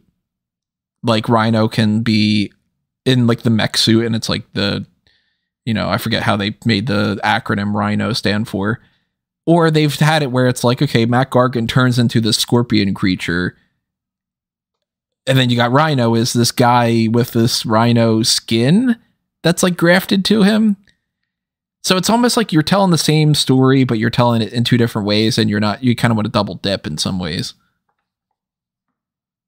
So I prefer for each of them in terms of their origin story, I prefer the Scorpion is this crazy medical experiment, or this that J.J. Jameson arranges that goes horribly wrong, and that's welds him to the Scorpion suit, and he's pissed about it for the rest of his life. That's the version that I prefer of his. Rhino, I prefer the mech suit, because even though you could have this really tough bodybuilder type guy playing Rhino or being Rhino, I think the mech suit makes him far more intimidating. And I think it's a more modern age thing. I'm not super I don't super appreciate the version of Rhino from the 90s movie, which is essentially just a buff guy in a grey suit or a grey costume. I guess if I was doing it now, I'd probably go with the mech suit for the Rhino character. I love both of these characters. I almost used a wrestling term. It's like you need lower card guys that can easily get beaten. That they can be part of the Sinister Six. They can fill out the group like that. You could have I mean, you could have Doc Ock and Scorpion and Rhino and Shocker and whatever. You can make any kind of combo of the Sinister Six outside of throwing in fucking Humbug. It's a great name, though. Bah. Yeah, but they're the, as I say, they're the mid bosses before you get to the top guy in whether it's the game or a movie or anything like that. These aren't the people that you would build the entire movie around. But no, you even like Scorpion can't hold a movie by himself. He needs somebody like a Craven in there. Yeah, because at the end of the day, even though they can be fun characters and I think they've got good personalities, they're very one-dimensional again. Rhino is typically portrayed as a dumb guy in a Rhino costume or a mech suit that goes around and destroys things. He's a great villain for a boss level of a video game. Oh, or, you know, like the heavy in a movie where some guy like not necessarily a J. Jonah Jameson, but like, you know, a guy pulling the strings has Rhino as his henchman. He's he's the odd job to Goldfinger. Yeah, there's not exactly a huge amount of depth of character that you can explore behind that, really. And Scorpion, again, he has some he has some interesting abilities, but it's built around the fact that he's welded into a suit that he no longer wants to be in, which can be the fuel for some interesting character development, because essentially his life is ruined. He can't see his family, even though I think the idea was he was just like a low-level petty criminal, and then he gets welded into the suit, and then he's just like, okay, his entire life is ruined because his family don't want to associate with him and all of that stuff. But it's still a bit weak and a bit one-dimensional. So I think the highest I could go for both of them is B. I'd probably go. They're like they're C plus or B minus. So it's, if we were gonna break it down like that, I think they're better than Shocker. I'll put it that way. Yeah. Okay. Well, then I B, low B. I go in the B tier as well, because to me, as much as, and I'm, the better version of Scorpion, the better version of Rhino, I kind of agree. I like the mech suit a little bit better, as opposed to a guy with a weird skin condition thing that it doesn't really make as much sense. And I like Scorpion better as like the genetic monster in some ways. I actually kind of even like the character from the Ultimate one, where it's another clone of Peter. But I like Matt Gargan, so separate. Definitely not Venom in that way. They are in that range of Hobgoblin where I'm like, they're classic villains, and I definitely want to see proper Scorpion in a movie and proper Rhino in a movie, not just one friggin' action scene at the very, very end where it's one shot. But you can't build a movie around them, like we're saying, and if a character like Kingpin or Lizard is A tier, they're not on par. So I go B. I'd actually go more B plus than B minus though. So we're in that like that B range for sure. Craven, I can make becomes a baby face. I can make a case for like an A minus. I can make a case for a B. I'd go B. Maybe on the higher end of B, potentially. I think plus? That he has a lot. He has a lot more depth to him, I think. He's cool, but he can sometimes be just really stupid. Not in like the, character dumb kind of thing like Rhino, but like Craven the Hunter being a guy who is able to hunt down Spider-Man and be more ruthless in that way. You can tell some good stories with that. I always liked him. So, to me, he's not going to go on my Mount Rushmore, I would say, to spoil that a little bit. Yeah. But he's somebody that they shouldn't have a separate movie for. I think that movie's going to be shit. No, but he could definitely be the main antagonist in a Spider-Man movie. Yeah. And you can incorporate, Stegron and all these other kind of characters. You can have him go up against Swarm, but then he becomes a good guy because Swarm is a dude made out of bees who's a Nazi. So this is Swarm, for anybody who doesn't know. This is who you're dealing with. And he is the Nazi. Nazi bees. Look at that one down there. See? It's Nazi down there. bees and honey. Like he's a Nazi. So I mean, that's the type of character that, again, to spoil a little bit of my blueprint, not a Nazi. I don't know why you ought to make him a Nazi in that. That's gonna. Why are we making the bees the villain here? The bees are Nazis. That's the Nazi he was bees. stung by Nazi bees. Nazi made bees. Like, yeah, that's a character you can't really. I guess they went with like a more mech version of him in whatever this one is. That's the easy fix to all of this. That's kind of cool design. I like that a little bit better. Yeah, Swarm is shit, but we got a couple other ones here worth talking about. We haven't done the S tier one in a while though, so let's talk about Doc Ock. Doc Ock. Here's my hot take. Doc Ock isn't as good as everybody says he is. I think the character has a lot going for it. But my main two flaws. Number one, sometimes he looks really ridiculous, depending on the way that they draw him or the way that they cast him or anything like that, in a way that takes me out of the character. Not so much just like, okay, well, characters don't have to look like they're all like, super muscular and all this other kind of stuff. But I mean, I've seen some designs. I don't remember if I can find this particular graphic. But they drew him and he's like holding his stomach in a way that makes it look like he's like a fat dude rubbing his belly. And like, yeah, I mean, look at the different designs. Like, they never seem to really nail down what they want him to look like. And there's Lady Octopus. Perfect. But this is your Doc Ock in your mind. Of course it is. Yeah. And like, they've had great, like, this is a great shot from this movie. And he is a very well cast character, and Dr. Octopus as a schemer with these tentacles and all that can be really, really good for the leader of the Sinister Six and all. But my other main issue with it, this dude has no powers. Peter should be able to just hit him with one punch and he's done. And I think if you tweak the character just enough and you give him that durability, he becomes an S tier. The Superior Spider-Man stuff is a great story. I think that's cool for like the schemer side, but fundamentally there's just something missing for that character for me to put him in the same exact range for that. So I'm always willing to hear out the argument that he is S tier. He is one of the most classic villains.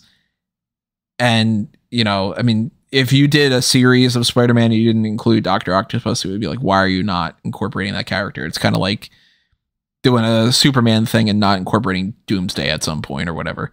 But there's part of me that kind of wants to put him in A tier, to be honest. I'm going to say yes. He's one of the top Spider-Man villains.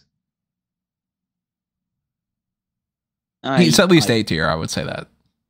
I adore Dr. Octopus. It's just every iteration that I've seen of him, there's something to enjoy. Whether it's the 90 series where he's a bit more of just like this buff guy in a green and yellow suit, or but obviously the iterations that I'm most fond of are Alfred Molina's performance of him, which I think is just tremendous. It's one of the best supervillain acting performances I've seen in any movie. That's and I know you disagree, but I think Spider-Man 2 is the best Spider-Man movie. It is. Of all time. Yeah, you're right. I just think that, and he's a huge part of that. And I also love his performance in No Way Home as well. Yeah, I love that they brought him back and they did what they did with him. Yeah, but I also love the video game version of it. I mean, he's the main antagonist of the original Spider-Man PS1 game. So that's where I think that was one of my first exposures to him. But then the new PS4 game, or PS5 game now, if you want to play it on there as well, he starts off as Peter's ally. Like he kind of takes the role of the Clark Connors. He makes the suit that he wears. Like he helps make the suit, and he obviously he doesn't know that Peter is Spider-Man at that point, but he is there as like an ally, and he's against Norman Osborn, and he is a philanthropist, and he wants to do good, and the whole idea of the tentacles is because he's trying to develop a way for people that lost limbs to basically have the best prosthetics possible by basically holding on to things with their mind and using their mind to control things, which is why I'm kind of opposed to the idea that he needs to have superpowers. The fact is, his superpower is his mind, and the tentacles that make him crazy tap into his brain to almost give him a renewed amount of like spider sense in a weird way, where because it's completely tapped into his brain, he can move at reaction speed that people can't possibly comprehend because his tentacles are hooked up to his mind. His mind can work faster than his body. And I just love this story arc in the PS4 game where he is like, because the reason why he's developing this is because he's losing control of his body. He's basically showing signs of motor neuron disease, which means that he's basically losing the ability to move any of his limbs altogether. And so this restores his ability to do all that stuff, but also, as it turns out, turns him crazy at the same time. I think the Dr. Twist is one of the like quintessential Spider-Man villains, and so needs to be in the S tier. And that's one of those things that I'm like, I'm not going to make an argument for it. Like, he is going to be very, very high in the discussion for the Mount Rushmore, with my vote counting towards that. You know, he is one of the biggest and overall best ones, but I'm always just like, man, he's kind of like crossing over the Green Goblin line. He's kind of crossing over into the Lizard line. It's sort of coming into that kind of range for me, and that one punch thing always gets to me too. So that just bugs me, but it's one of those stupid little things. Well, it's also like, then you think about the stories they've told with him, where at one point he like marries Aunt May. Like, he's a very important villain in Peter's story.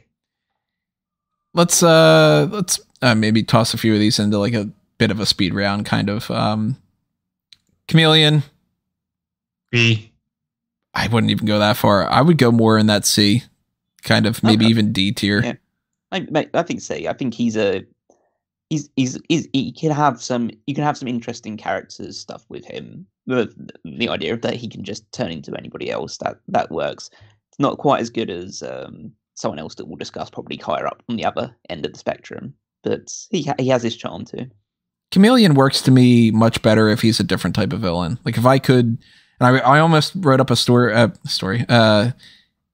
post about this, an article, and maybe I will in the future, of certain characters seem like they would work better as the villain for another character, kind of like how the Kingpin and Stiltman discussion was from earlier.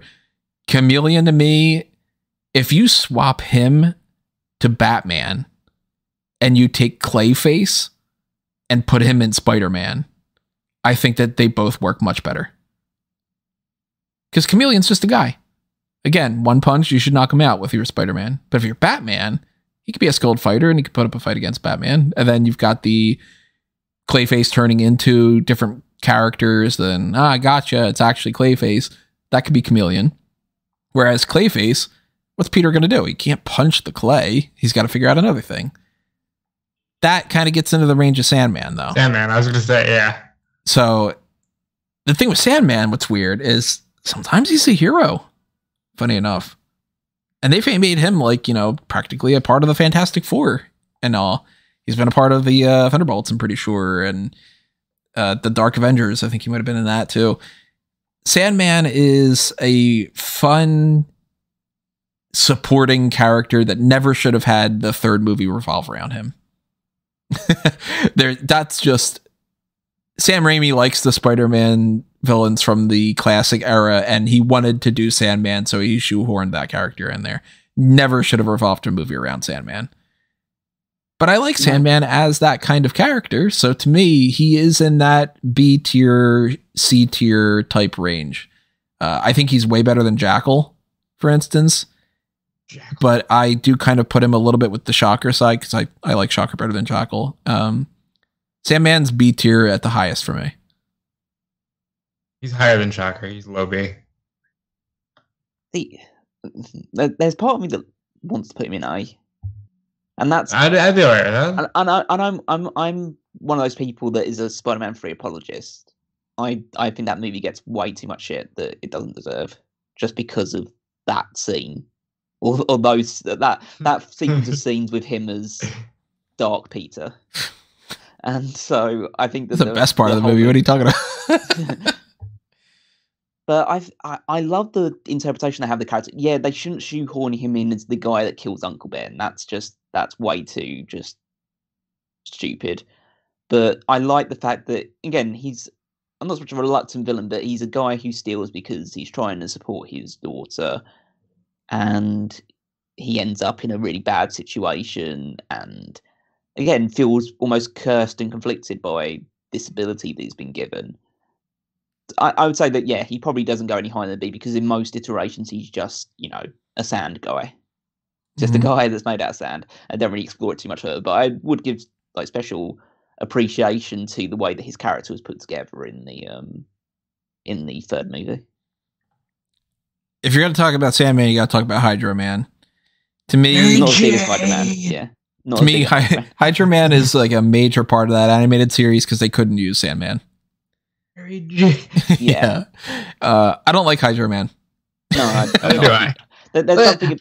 I mean, to be fair, he's the same as Sandman in that he's just water instead of sand. Yeah.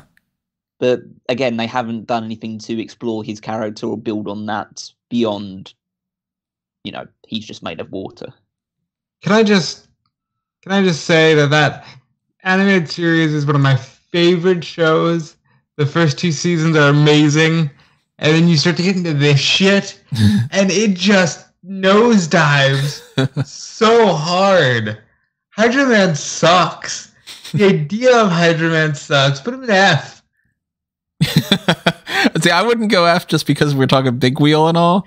Yeah, but he sucks. I think D. I would think D. Come on, he's a Goblin. Fine, but still. He's somewhat prominent. People know who Hydro Man is. They don't like Hydro Man. Mary Jane is a water clone. Yeah. Let me get your thoughts on this, because I'm fine with spoiling some ideas of my blueprints.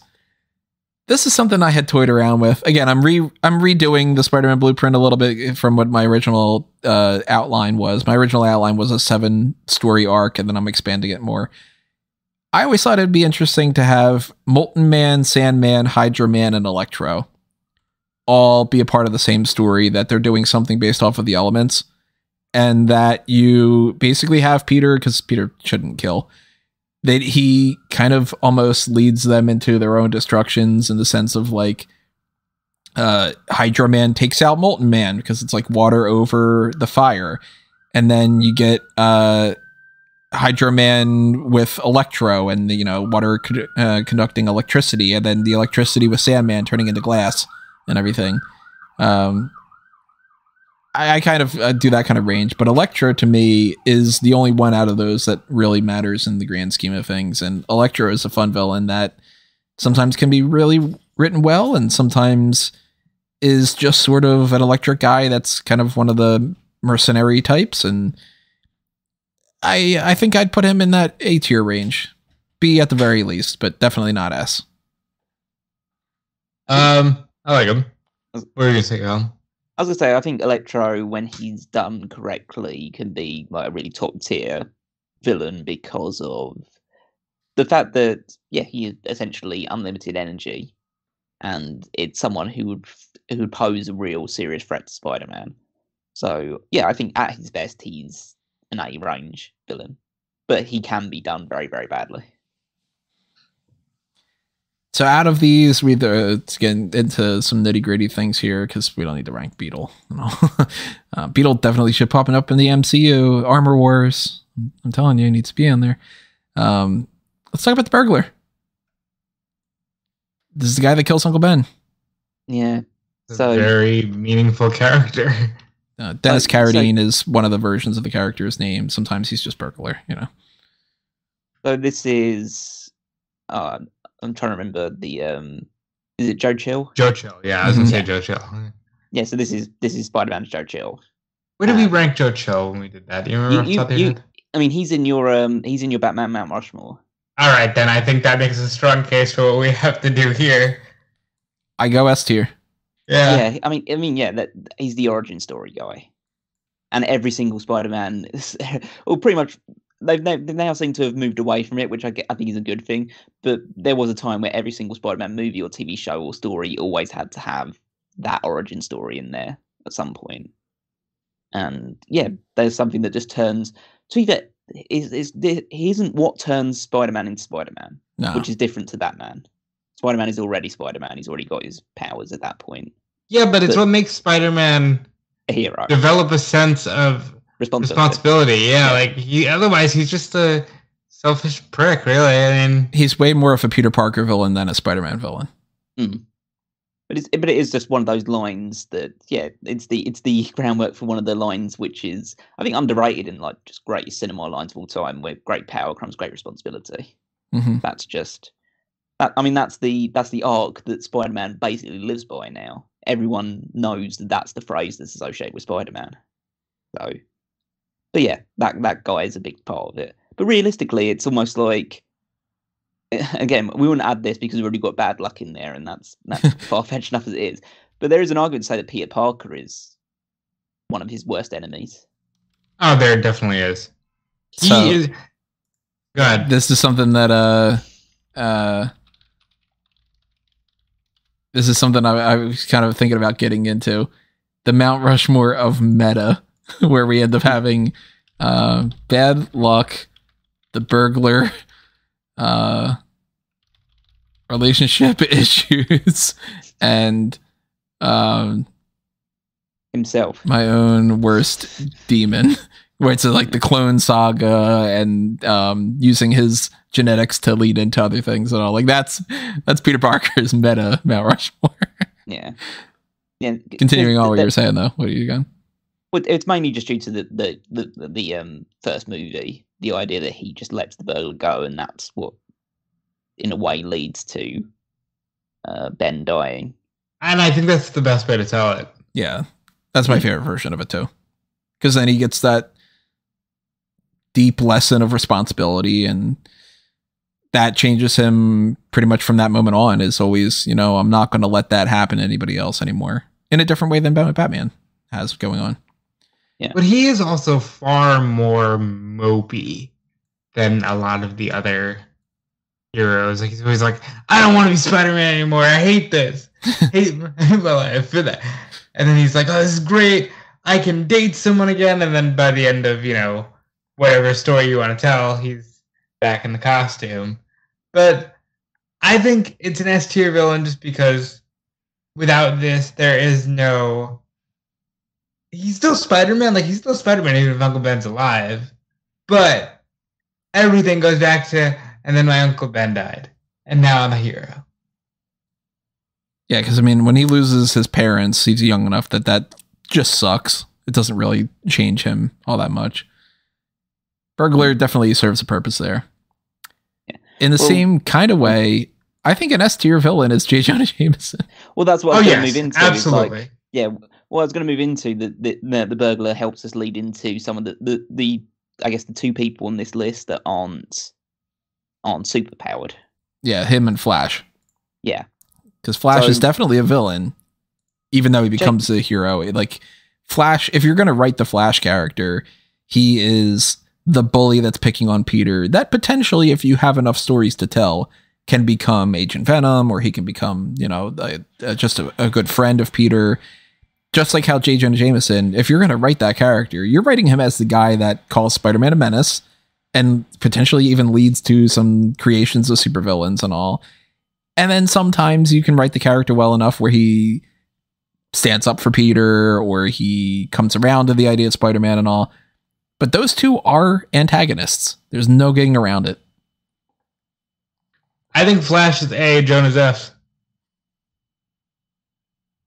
Don't know if I'd go that high for Flash for some reason. Again, Flash just seems like, in certain iterations, he's the jock bully of Peter Parker for a while when he's like the nerdy kid at school. And, that seems like it has some like resonance because of that. And it's hard to, especially if people that grew up with the first original movies, it's hard to think about the fact that Peter Parker is actually a kid. Like, for the most part, like, he's a teenager, not Tobey Maguire. Yeah, Tobey Maguire's like 26 or something. Yeah, exactly. So So yeah, I don't know if I have that kind of connection to Flash. Jonah Jameson definitely, because Jameson's an antagonist, and he's how would you describe him in sort of like a real life capacity? Someone that Alex Jones. Yeah, exactly. That's the guy I was thinking of. He's the Alex Jones of the Spider-Man universe. I love that. I mean, he does have limits. I mean, he's not as bad as Alex Jones, but well, if you look at the way they did him in the video game, in the PS4 game, that is the most. Yeah, he's a podcaster. It's just the most ingenious use of Jonah. Yeah, he's a podcaster just shouting about Spider-Man and shouting conspiracy theories, Spider-Man. It's fantastic. But I do, again, he does still have that part of him which is good and sticks with Peter. Like, there's that, I don't know whether it's a deleted scene, but the clip from the original Spider-Man where Green Goblin goes after him to find out who took the pictures of Spider-Man. He says, I don't know the guy. I don't know the kid. I just get these photos sent to me. I don't know who takes them. Mm-hmm. And it's like, okay, it's one of those things like in times of crisis, they show you who they truly are. And Jameson deep down is actually probably a good guy, but he's, very strict. He's Jigsaw Jameson. He used to be a detective. Yeah, like, I mean, J. Jonah Jameson is a dickhead, asshole, pain in Peter's rear who causes lots of problems for what he thinks is the right reason. Right. He's the bad guy by being a good guy by being the bad guy kind of range. I go S tier for J. Jonah Jameson. I can see the case with B for Flash. My only argument for A is that, and again, going way back, just because I do spend some time getting into the history of this stuff, but like Flash being a bully was such a big thing for Peter early on, and that was so pivotal for him. Now, I'll be honest, and I've said this before, this is part of the reason I didn't like Holland at first. I don't like Kid Spider-Man. I like my animated series, even Tobey Maguire era. He's like college age. I think that's better. But yeah, Flash is a big deal in the comics, but I can see going B. I mean, no, I'm totally fine with him moving him up if I'm cool with that. You feel more strongly about that. Yeah, I'm not going to argue about that. I'm just less familiar with Flash, so I would put it this way. Flash is not a character you would build a whole movie around as the main villain, but Flash is a character that I think should always be in the series as one of the antagonists for at least the first movie. And I think that they really showed their hand with the problems of the Tom Holland series. They do a lot really good in those couple movies, but something like Flash is atrocious of a character. That is not Flash Thompson whatsoever. Just like Michelle Jones Watson is not fucking Mary Jane Watson. I don't care. I hate it with all my passion. That's the way that they use those supplemental characters in those Spider-Man movies are really bad. But Flash, you get the Flash from the first movie, the Tobey Maguire ones with Joe Manganiello. Joe Manganiello, yeah, he is great in that role. That's pretty much the way that the character should be written in my mind. Even the Flash from the Andrew Garfield ones, that's Flash. He is picking on Peter, and then eventually he's like, Peter, he's a buddy of mine. That kind of like that's Flash to me. And yeah, people make the argument with Flash is more of an anti-hero eventually, yes, but I think antagonist Flash deserves to go on that list in some range. He's not going to be a Mount Rushmore guy. Don't worry. Out of these, I can't tell you much about Mr. Negative, to be honest. I know so a good lot of just people because really of the like him. game. Yeah, so good just because of the game. Go ahead, Kel. Yeah, so yeah, again, the guy who comes forward with all the video game stuff. Mm-hmm. So yeah, he is I don't say he's the main antagonist of he's the antagonist for the longest period of time, I guess, in the Spider-Man game. And the whole thing about it is that his character, I can't remember the name of the guy for some reason. His name's escaped me. Martin Lee. Alter. Yeah, Martin Lee. He's the leader or the head of essentially a refugee camp, and just looking after homeless people and stuff, and that's where Aunt May works.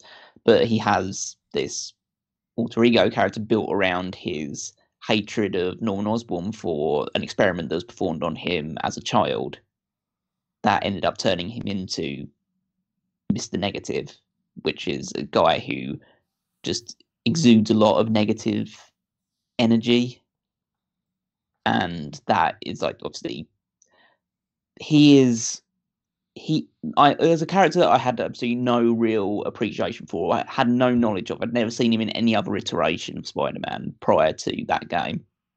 That whole game just builds such a complete and solid picture of him into being a far more prominent character in the Spider-Man universe going forward. I think he's someone that people now know and can appreciate, whereas previously he probably, like, if you ask it before, like whenever that game came out, like 2018, 2019, if you ask people who missed Negative, most people would have no idea, probably even in the comic book realm to a degree, and he'd be a D or E character for Spider-Man, just someone he fought in a couple of comic books and then moved on.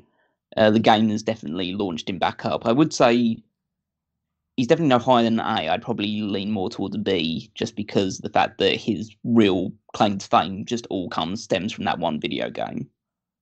So he might have even been created for the video game. I don't remember for sure. No, he's definitely before that. I think that he is in comic books beforehand, but they've decided to go with. I'm cool with B. I would like you got to B think is about where I would range. Yeah. There are certain characters nowadays in the superhero realm that their one movie is really all they need for their claim to fame. Look at Harley Quinn will never be the same after Suicide Squad. Same thing with even Peacemaker. I think so many people love Peacemaker now. And I think same thing here with Mr. Negative, where that video game makes him a top villain forever. Yeah, so his first comic book appearance was in 2007. So he's a very recent villain anyway, that definitely doesn't become to the forefront of people's minds until Spider-Man. Yeah, so I mean, he is a guy that maybe in the future they might be leveling him up over time and creating even better stories. And, the more that you see the character, the more iconic they become and everything like that too. But to me, he is in that kind of B range. He's one of the few characters that's popped up in somewhat recent years to be like a bigger name in the modern era.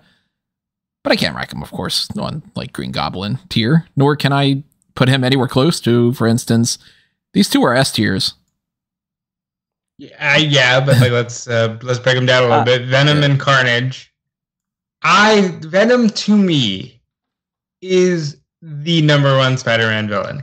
Even if I've grown to understand over time that he isn't, he will always be to me the greatest Spider-Man villain. And I love anti-hero Venom. And I know a lot of people are going to say, but you have the anti-hero section and not. Venom to me has to be a villain first and then becomes an anti-hero. Yeah, Venom's great, and the whole symbiote saga. I mean, we obviously have these other symbiotes and other things we got listed on the other side there, but the whole symbiote saga is one of the defining things about Spider-Man. Like him first having to deal with the symbiote and the effect it has on the suit, and then that getting into Eddie Brock, a guy who was so jealous of Peter Parker, and so angry at the way that he was treated at the Bugle and all this other stuff, just to then have all of that anger and frustration manifest itself and find a perfect home with the symbiote that could just feast off of that. Yeah, Venom's like great, and Venom definitely deserves to be in an S tier. Carnage is a slightly different case, because Carnage is a maniac. He's a serial killer, and like one of the two best serial killers I think in comics. I think only surpassed by Joker. Yeah, and the idea is that him combined with a symbiote is just the ultimate killing machine.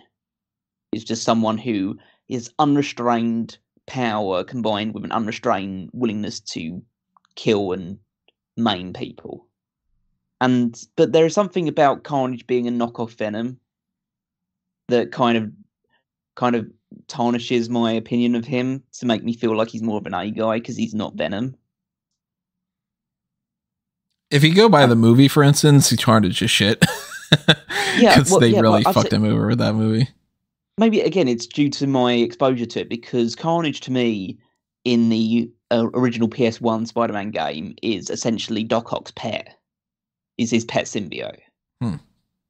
And obviously that paints him in a worse light than what he is in what he can actually be when you put him in the right frame of mind and you put him in the right comic book, right story. So I'm sure that treated well, Carnage can be one of Spider-Man's most deadly villains, but it's just the fact that he is he is a red Venom in many people's eyes, and that makes me feel like when you talk about Carnage, you say like, oh, if you're describing him to someone who is somewhat familiar with Spider-Man but not super familiar, like know the main villains and the main story arc. But if you start describing Carnage, you would say, okay, so he's like Venom but red. Yeah. And so that iteration makes me feel like he shouldn't be on the same level as Venom, but I can understand. I would listen to arguments to say that he is. The argument that I have mostly for that is the stories that they've told of Carnage being so powerful and so much of a menace that he requires Spider-Man and Venom to team up. And then some other times they get a little bit complicated with the Maximum Carnage stuff where you got Shriek and you got Demo Goblin and Cloak and Dagger and, you know, all these other people popping in, and it's just kind of a mess. Carrion is another one that's just like, okay, he's somehow working with Carnage, sure, fine, whatever. I like Carnage being that character that's the ultimate evil for him. Like Green Goblin is a overall better Spider-Man villain than Carnage. But if you're going to lead up to, again, I'm spoiling another thing for, if you're going to lead up to the ultimate battle in a Spider-Man series, it's Carnage in my mind. Yeah. And that's the only reason I would put him in S, because otherwise Cowley's right. Right. In that he is just a red Venom. Like that's where you get with like sadistic son of a bitch. Like Riot and Lasher and Phage. They're just, okay, we want to have Venom be bad again, but everybody likes Venom too much, so we don't want to make him bad. So let's create the other ones. Carnage was like, if you do it right, you can use like different color symbiotes as like the different colored Lantern Corps, but that's another story. If because you could turn it into that. But they mostly just go for. They have not tapped into the symbiotes the way that they should. They just have a million of them, and they keep, Toxin is nowhere near as good of a character as he could be, and all. These three that are left, I am less familiar with Moreland than Mysterio and Vulture. Mysterio, to me, I think is potentially an A tier. I think Vulture is either A or B. I lean a little bit more towards B. And Moreland, I am just not reading the comics, and I'm sure a lot of people probably would say an A, but I would probably go Mysterio A, Moreland and Vulture B. I'm gonna go. I first want to put out there that I don't know enough about Moreland, unfortunately. He plucks out Spider-Man's eye and eats it. Yeah, I'm trying to look now. I'm seeing some stuff. He's got the Morbius hands. Oh, nice. He's kind of like, they write him in a way where he's sort of, it's weird because it's like he's not a vampire, but he kind of is. And the idea is that the Spider-Verse and all these people are kind of these totems for like this energy, and his race essentially goes across different realities and eats them and like, takes their energy and makes that part of them. So he's kind of like a vampire, but not doing the Morbius thing. You could make a movie out of Moreland, I think. It's just, it wouldn't be the first looking at him six you would do. The eye. All right. Based on that image alone, I would say he's probably a B, if we're being fair. I don't know enough about him, but I would say personally for me, Vulture A, Mysterio B. So if you guys know nothing about Moreland or not a huge amount about Moreland, then it's very unlikely that I was going to add anything to that conversation. Yeah, it's Moreland's B. It's just debating these two. I mean, I personally like both of them as A's because I think that Vulture is definitely like, they're both Sinister Six fodder mainly. Like, they're not Doc Ock, but I think Mysterio is interesting because of the intellectual battle that you can have with Spider-Man. And that's kind of I don't want to say he's this comic book iterations of Riddler, but he has some of those character traits about him. I can see it. Yeah, he has something along the lines of being master of disguise or illusion, and tries to put his wits against Spider-Man as well, because he doesn't have that much in the same level of physicality, even though he's probably a bit stronger than some other characters. Vulture, I like the fact, the whole essence behind him is the fact that he is this old guy that is trying to extend his life through what he does, through just taking life force off other people. I almost feel like that is an we would all do it, for sure. Yeah. Well, you say that. Some people long for the sweet embrace of death, but that's another story. But I do appreciate that could be something that could really play in some really good stories with, and it has done. Again, he's not someone that you build a movie around. You can't just have it be Vulture as the main villain. They did that, didn't they? Yeah. I mean, they were able to pull that off. Like, the Michael Keaton Vulture character was one of the better villains. I guess so. I just don't think that, I don't know, there needs to be a bit more to him. Like, I could definitely see him being like one of the top names in the Sinister Six. Like, usually, like, it's Doc Ock as the leader, and then you could I'd kind of have Mysterio and Vulture as his, like, right and left hand. And then you have like Rhino and Scorpion or something, and Rhino, Scorpion, and Shocker doing the groundwork. Yeah, so that's why I'd put them slightly higher up. I'm cool with those, both in A tier. Which we got a good little thing going on here, kind of. Obviously, we didn't. If we threw all these in here, it'd be rank all those ones, yeah. And the anti-heroes aren't in the mix, and these would pretty much all go into the D and E type range. But even still, that's because most of the villains are crap. And if you did it with the Batman series, you'd end up having a bunch of, KG Beast isn't going to be in the A tier. And obviously somebody like, Riddler is going to be in the S tier and the A tier types. But as far as this goes, I mean, I think we got a little bit of a thing going on here. So that's kind of the way that is. I'll just move that down even. Ranking our ideas of these based off of, in general, and based off of the movies, if we want to kind of do like that. In my mind, this is where I go. Mount Rushmore is Green Goblin, Norman. Mm-hmm. It's Venom. Mm-hmm. You can make the case of Carnage, but I lean more towards overall Venom. It's more important. Yeah. So I'm like, Carnage is kind of like my, I don't know, depending on the spot for it. I don't think you can really put the Burglar on the Mount Rushmore necessarily. I think that's just, you got to prioritize the ones that can carry their own movie, essentially. Yeah, I'd say so.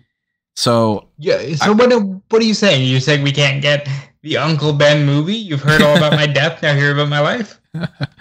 I think Dr. Octopus is on that Mount Rushmore potentially. Definitely. And then it's all mostly an issue of, do you go with Carnage because he is so much higher up on that? Or if you need another one, my idea is Lizard. So yeah, again, it depends on what perspective you're going to take. Or do the villains that appear on the Mount Rushmore have to be people that pose a threat to Spider-Man? Because I could definitely make the argument that you can even put the Burglar or even Jonah on this. Yeah, I mean, there's potentially when you can go with that. So yeah, my one would be Green Goblin, of course. It has to be them. Doc Ock and Venom are obvious ones as well. So I think we'd all be in agreement of those three. Probably you two, right? You can cut those over for me. Yeah. Okay. So it's all just a matter of Carnage, Lizard, J. Jonah Jameson, some other suggestions. So if we're going to go with one that is going to be an actual threat, I wouldn't go Carnage just because I think that with Venom you kind of get when I say Venom, it's it obviously is related to Venom, but it's also as an extension of that symbiote. So it's Venom / symbiote for me. So and that obviously applies to Carnage. I would then go for out of the ones, because I wouldn't go Carnage, and if you're not going to go Jonah or the Burglar, because of the fact is that Jonah's just a a nuisance antagonist and that just doesn't like Spider-Man, and the burglar is the origin story one that doesn't pose an ongoing threat to Spider-Man. The one from the A tier that stands out most to me is Electro. Well, we're all settled on those three. It's just a matter of that. But I would totally obviously hear arguments for Kingpin, Lizard, and Mysterio as the other ones as well. I would make the argument for the Kingpin.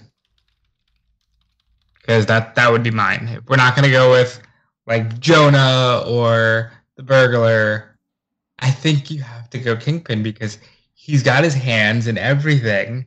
And when it comes down to it, he can beat the shit out of Spider-Man.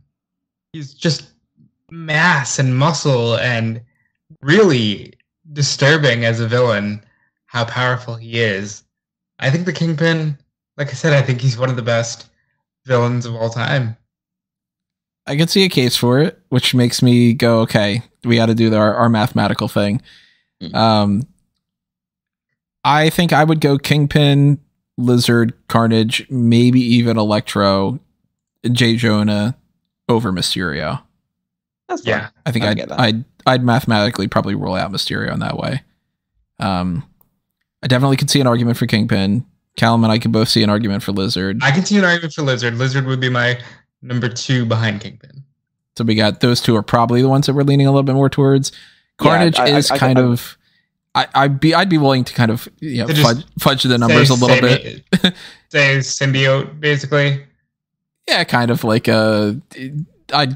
can kind of put it that way and be like, look, Venom is kind of an anti-hero, so if you want to take points away from that and give that to Carnage and kind of mix them together, is that like that's a good way to balance it. It's we're kind of copping out, but not in the same way.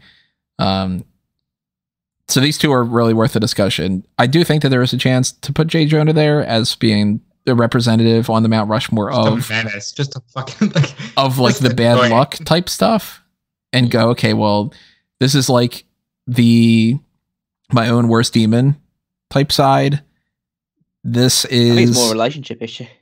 This is, I was going to say relationship issue, but I guess Goblin, the Venom thing too. I mean, it is kind of relationship. It's the scorned symbiote, but that is kind of like that. The bad luck thing, it doesn't really translate as much to Dr. Octopus, but that's kind of a little bit more of the bad luck thing I would put on like even Lizard. If you think about, one bad day, he turns into a lizard and now he's like, I want everybody to be a lizard. I think I would overall, I would definitely go with these three over Electro in my mind. What do you think, Rob? Yeah, I think that it's likely going to be Kingpin or Lizard at this point. There's an argument for J. Jonah, but I think if I had to go between these three, I'd probably rank them Lizard, J. Jonah, then Kingpin, mostly because Kingpin I do kind of end up going Daredevil so much. Yeah. Yeah. Because if I'm going Daredevil villains, I'm going Kingpin, Bullseye, and then wherever the other two would be. I don't know. Probably, maybe, I don't know, Purple Man. I go Kingpin, Lizard, Jonah.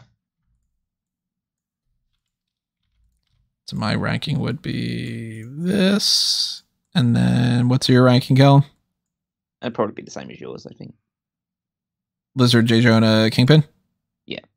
Again, just because even though I like the Kingpin, I think that he would be good in like a good representation of the mob in general, because obviously you have people like Hammerhead and Tombstone that fit into that. I think the Lizard, because of the close relationship he has with Parker, as well as like the antagonist that he can provide to Spider-Man, just makes it a lot more of an interesting villain. So that makes we sometimes for anybody who doesn't know, sometimes we do these like B tier Mount Rushmores. That would be J. Jonah Jameson, Kingpin, Electro, Mysterio, maybe I would think, or maybe Harry. We didn't think about Harry. I'd go Harry over over one of those two. Yeah, and then I go Electro over Mysterio. Yeah, I could see that. All right. Just for the sake of it, that would kind of make Mysterio, Vulture, Rhino, Kraven, I'd say. I'd put Kraven probably in there more so that, and then maybe Moreland. No. No, I don't know enough about Morland really. Yeah, that's kind of tough. So I would lean towards maybe Prowler for the Miles Morales stuff. Yeah, maybe. Or Scorpion for the other monster type characters. I'd feel bad if Scorpion was on it and Rhino wasn't. Scorpion and Rhino have to be the same tier. Yeah. So do you want to do Bebop and Rocksteady kind of thing? So it's Scorpion and Rhino. Yeah, we could do that. Yeah, all right, that's good enough. As far as movies go, if we were to it's Goblin, Doc Ock.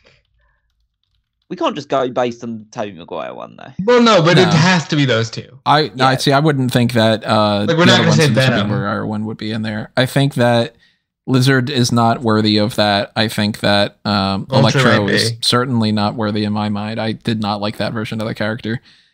I would go not to the Harry side of things. I'd go more towards Mysterio and Vulture as being those four.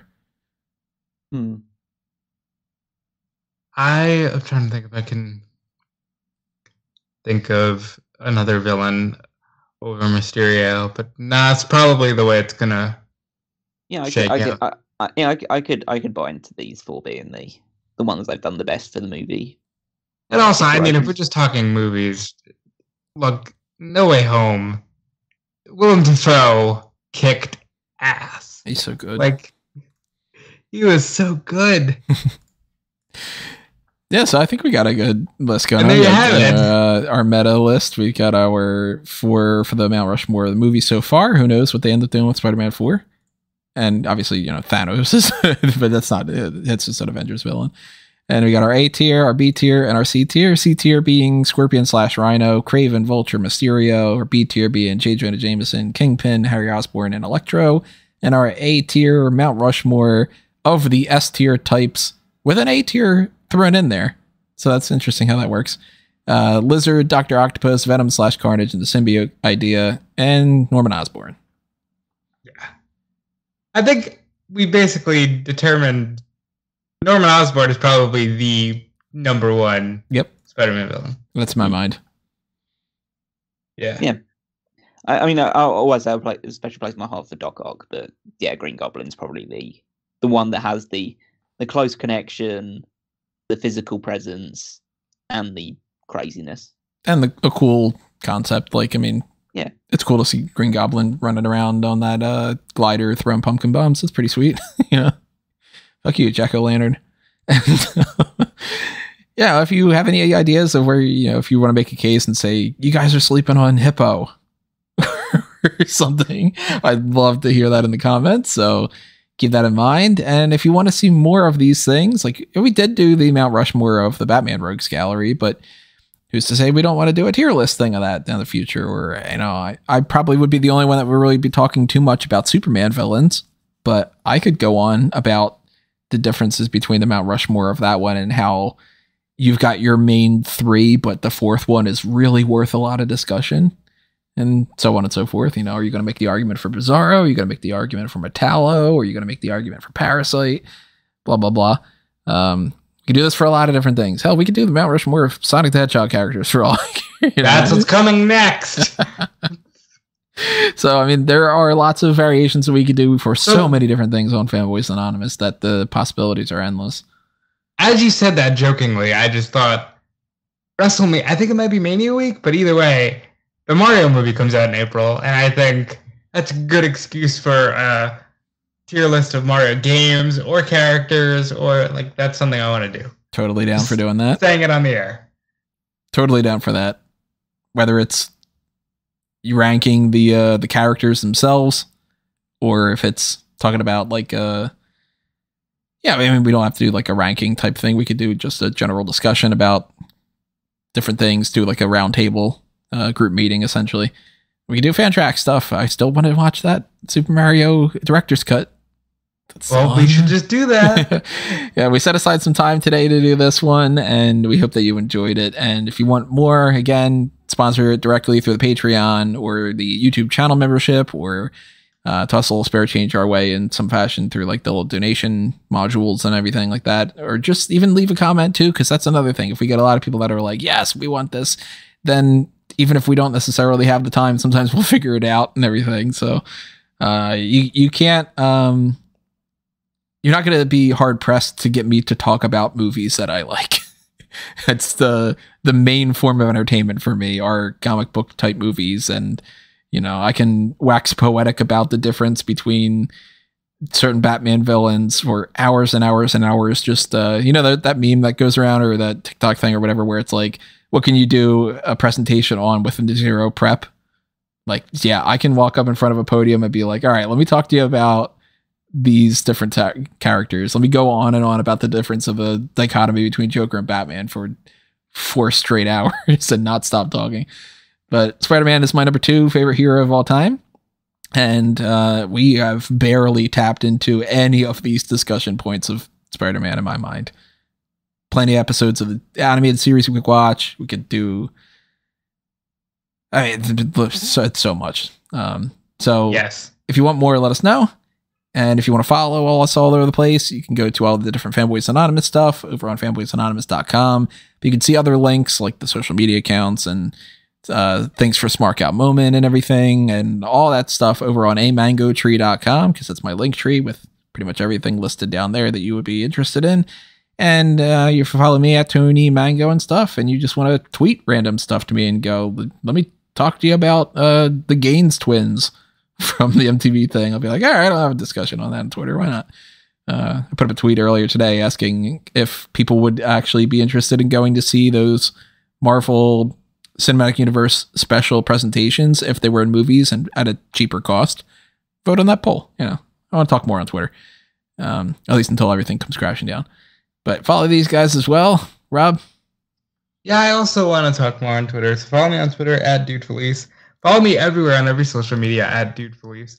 There is a link tree for myself as well, which you can find all my links, including my Fightful stuff, my WrestleZone stuff. There's the eventual DudeFelice.com coming soon, which will have a blog attached to it.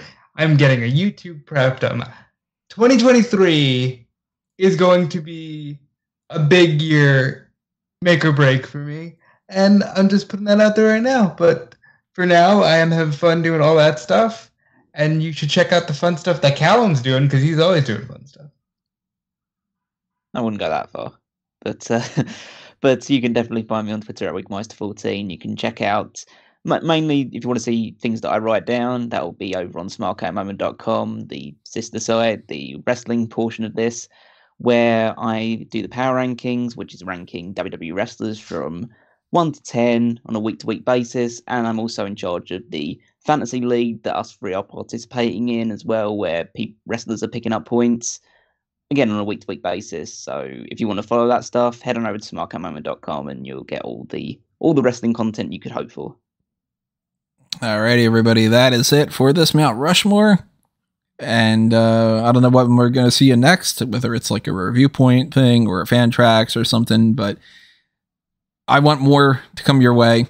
And if I can get a chance to do it, then we'll send it to you and you'll see it. If not, go back and check out previous things and we'll see you in those in retrospect. But that's it for now. It's time for us to geek out.